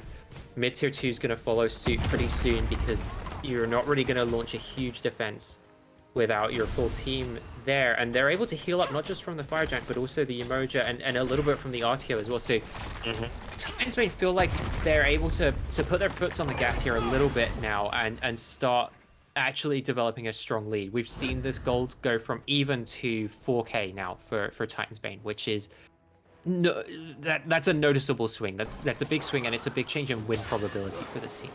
And it's probably only going to get even more, because there's still more towers to take here, and the Titan's Bane, the onus on them is going to be pushing out left-hand side as much as they can. One thing I will give credit to for Isug for taking down that Phoenix is that it is an annoying Phoenix to take, because it is right on the opposite side of the map to the Fire Giants, the Pyromancer, where we see a lot of the late-game fighting occurring. So for W Key, if they were able to keep them here, but you know what, I think Titan's Bane just want to go for it. Cataclysm, though, is not going to fire many members, and again takes a lot of damage as into the descent into madness goes. Venom turning into the Cthulhu, able to zone away through the realms. Will be Rex Spray on this RTO as the retreat signs are going to be called in. Ayabusha pushing forward, a shutdown onto the Hunter once again, and for the second time in this set, W Key hold Titan's Bane off at a Phoenix. And more importantly than last time, this is a hold when you have an enemy Phoenix down. With that left-hand Phoenix dead, this could be a push to end the game from W Key. Now they're a little bit disadvantaged to doing this because you've got a while for your wave to get there. But if you're Titan's Bane, if you're Budaskele looking at this solo defense that you have to mount, you know that there is a Achilles heel to your base right now, which is that you are missing one of your Phoenixes, and the full force of W Key could just come barreling down that lane and put an end to the game. They could do, but right now, maybe a little bit of a bait and switch though, as Ayabusha was pushing towards right hand side. Mid lane Phoenix is going to be the target. Multiple members are up and available. Typhoon will knock up 3 members, but it's going to be no follow-up here as Vextrate goes forward. Does find a nice stun, but once again, the follow-up isn't there. And for these fights, as well as we're going to be cornered in a lot around these Phoenix structures, the Typhoon is quite the ultimate to use. But now we go into, well, essentially another lull state here. Fire Giant is not going to be spawning for another few minutes. Titan's Bane do need to deal with left-hand side. As we can see, Venom just pushing it out here. Those fire waves will keep lane priority in that left-hand side. And this is what I was trying to allude to earlier, is that if Titan's Bane do not keep this lane in check, because once again, they're going to be fighting on Fire Giant, they're going to be fighting on Pyromancer, this lane can balloon up with fire arches, and if that goes under your Titan, that's a few alarm bells starting to ring. It really is. Interestingly, though, they've sent Venom to deal with this, and Venom actually opting now to leave it rather than sending out Zaldarius, who normally send the ADC so that you've got the opportunity to take down the bird if you do get all the way to the end of the lane. I suppose there is the option with the Morrigan of being able to transform to do that, but then you're down an ult for if you need to come as the team fight. So just an interesting observation there for who they send. But instead, it does look like Fire Giant O'Clock is the call for both of these teams. And very much the presence around this pit is with Titan's Bane. But you've got to think that's going to change as soon as one of these engagements happens, and WK have a lot of options to engage. It could be a blink in from the Gilgamesh, who has blink up right now. Could be a blink in and Descent into Madness from the Cthulhu, or you've even got the option of Cataclysming in. So there's lots of options here. Instead, it does look like the Geb is the target. Good Riptides here for Echotron, as both teams looking for a foothold in this fight and disengage. In fact, the call here. Lit Doug Dimmadome doing their great impression of the classic meme of the little girl going down the slide, and it's like just looking more and more scared as a Riptide, and then the Typhoon pull away, just keeps going further and further into the team. But of course, Geb is a bit of a tanky rock, as they're able to eventually get away from that one. Ricochet Arrow is just going to bounce between two rocks, but one of them is not going to be a Geb, so no stun will land for that one. Fire Giant getting a bit annoyed, dropping those magma ports down. This is enhanced Fire Giant, and now Fire Giant o'clock once more. Enhanced Fire Giant o'clock here. I'm trying to think, where does enhanced Fire Giant o'clock really fit on the clock face of Fire Giant o'clock? Is this like the 24-hour version when we go around midday? I think it's 11. I like to think of Fire Giant o'clock a little bit like the nuclear. Oh no, we're gonna get the engage though. Here we go, big engage happening. It's going to be into the Sense of Madness to go to Sunbreaker is down, but Savage Monk has found their target. The Ho Yi has fallen, and now Pingus Snoots is feeling a lot more confident to go and cause some disruption. Venom will go into the Cthulhu ult themselves, but Pingus Snoots finds the pick onto this Yamoja, both cancelled down. Isu getting the kill onto Rexspray with the Feudal Realms. And W key off the back of Savage Monk. Ayabusha with a snipe. Not quite the Jadas through space and time, but an enhanced ranged one through the Glyph of Pain will do just nicely. That's enhanced Fire Giant going the way of W key. They take kills as Budaskele is all alone in mid lane. Does not even want to walk anywhere near that side of the jungle. And W Kido with his enhanced Fire Giant with all 5 members. Death Timers, though, are going to be coming up for the dual lane first, so stuff for Titans made to work around, but this might just be it, Haunting.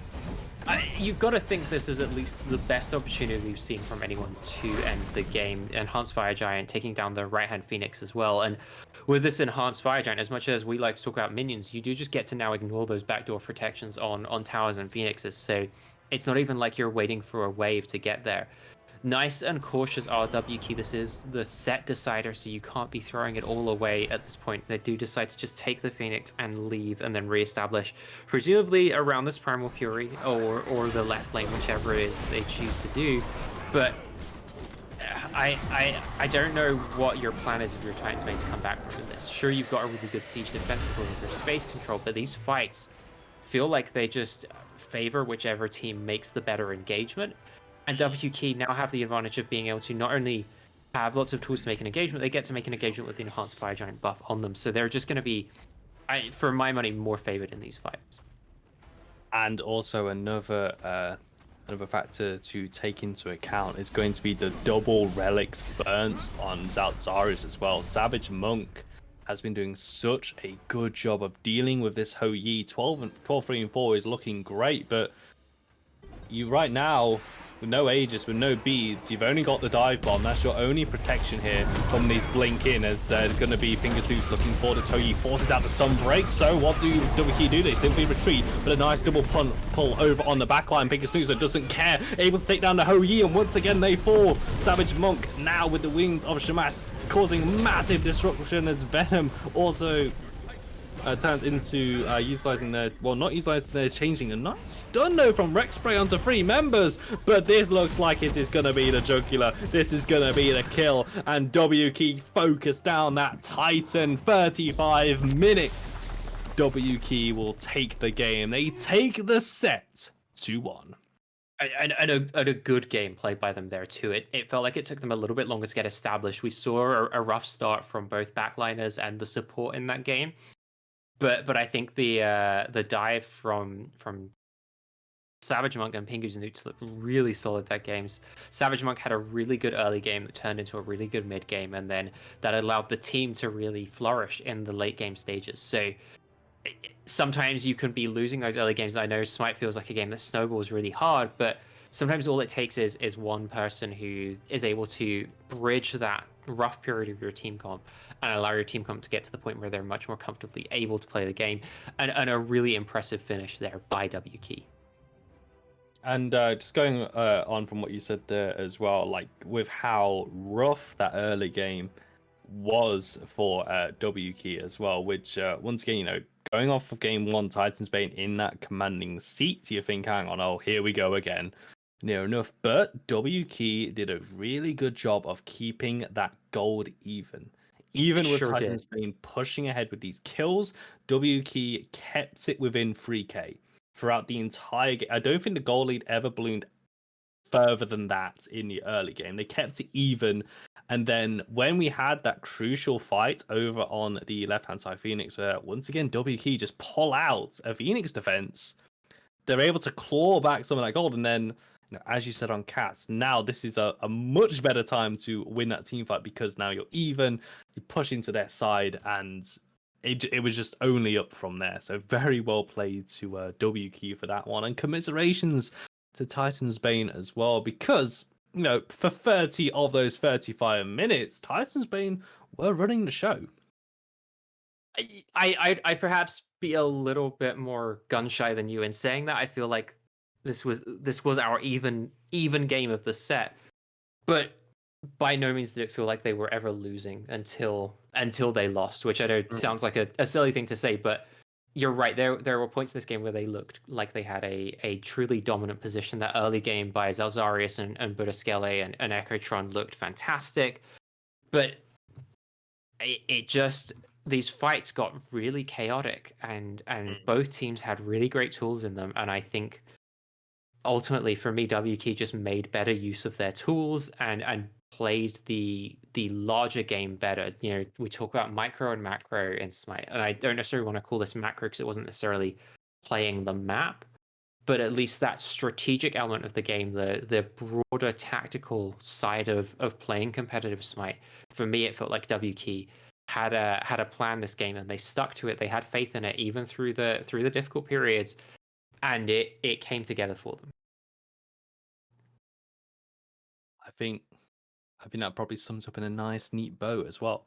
As I said, this was, you know, the draft going all the way back to the start with both myself and Archie looking at this Titans Bane composition and thinking, damn, this is a draft that they're going to be very happy with.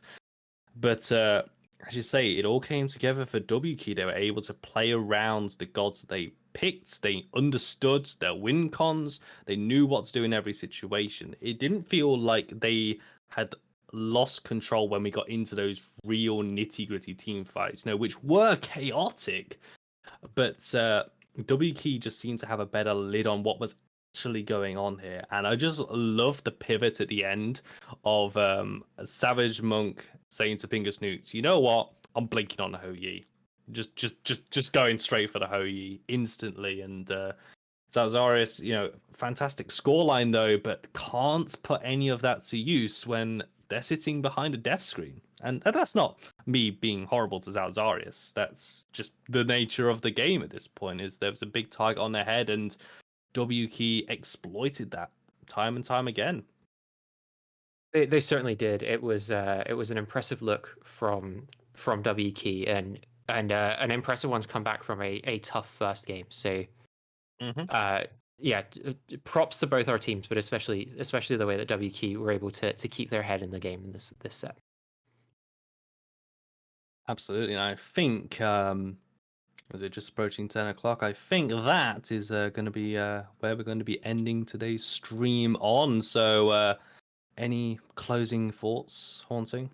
No, I think we've said everything that I want to say about this set. Or we could, I feel like this is one of those sets where we could either just keep going or just call it there, because there's a lot to break down and a really interesting one from both of our teams. I think my boss would appreciate me calling the stream now. I just want to say thank you to Archie Baker for joining us on the desk. First desk appearance, and a great job. Really enjoyed working with you today. Thank you, Illicit Sleep, for production today. And thank you, TJ DJ, for holding us down through the games. Thank you, Haunting, for making it an enjoyable cast, and to everyone watching as well, thank you for stopping by. To all the teams as well, we hope you had as much fun as we did, because damn, we definitely had fun. Enjoy the rest of your evening, and we'll see you next time.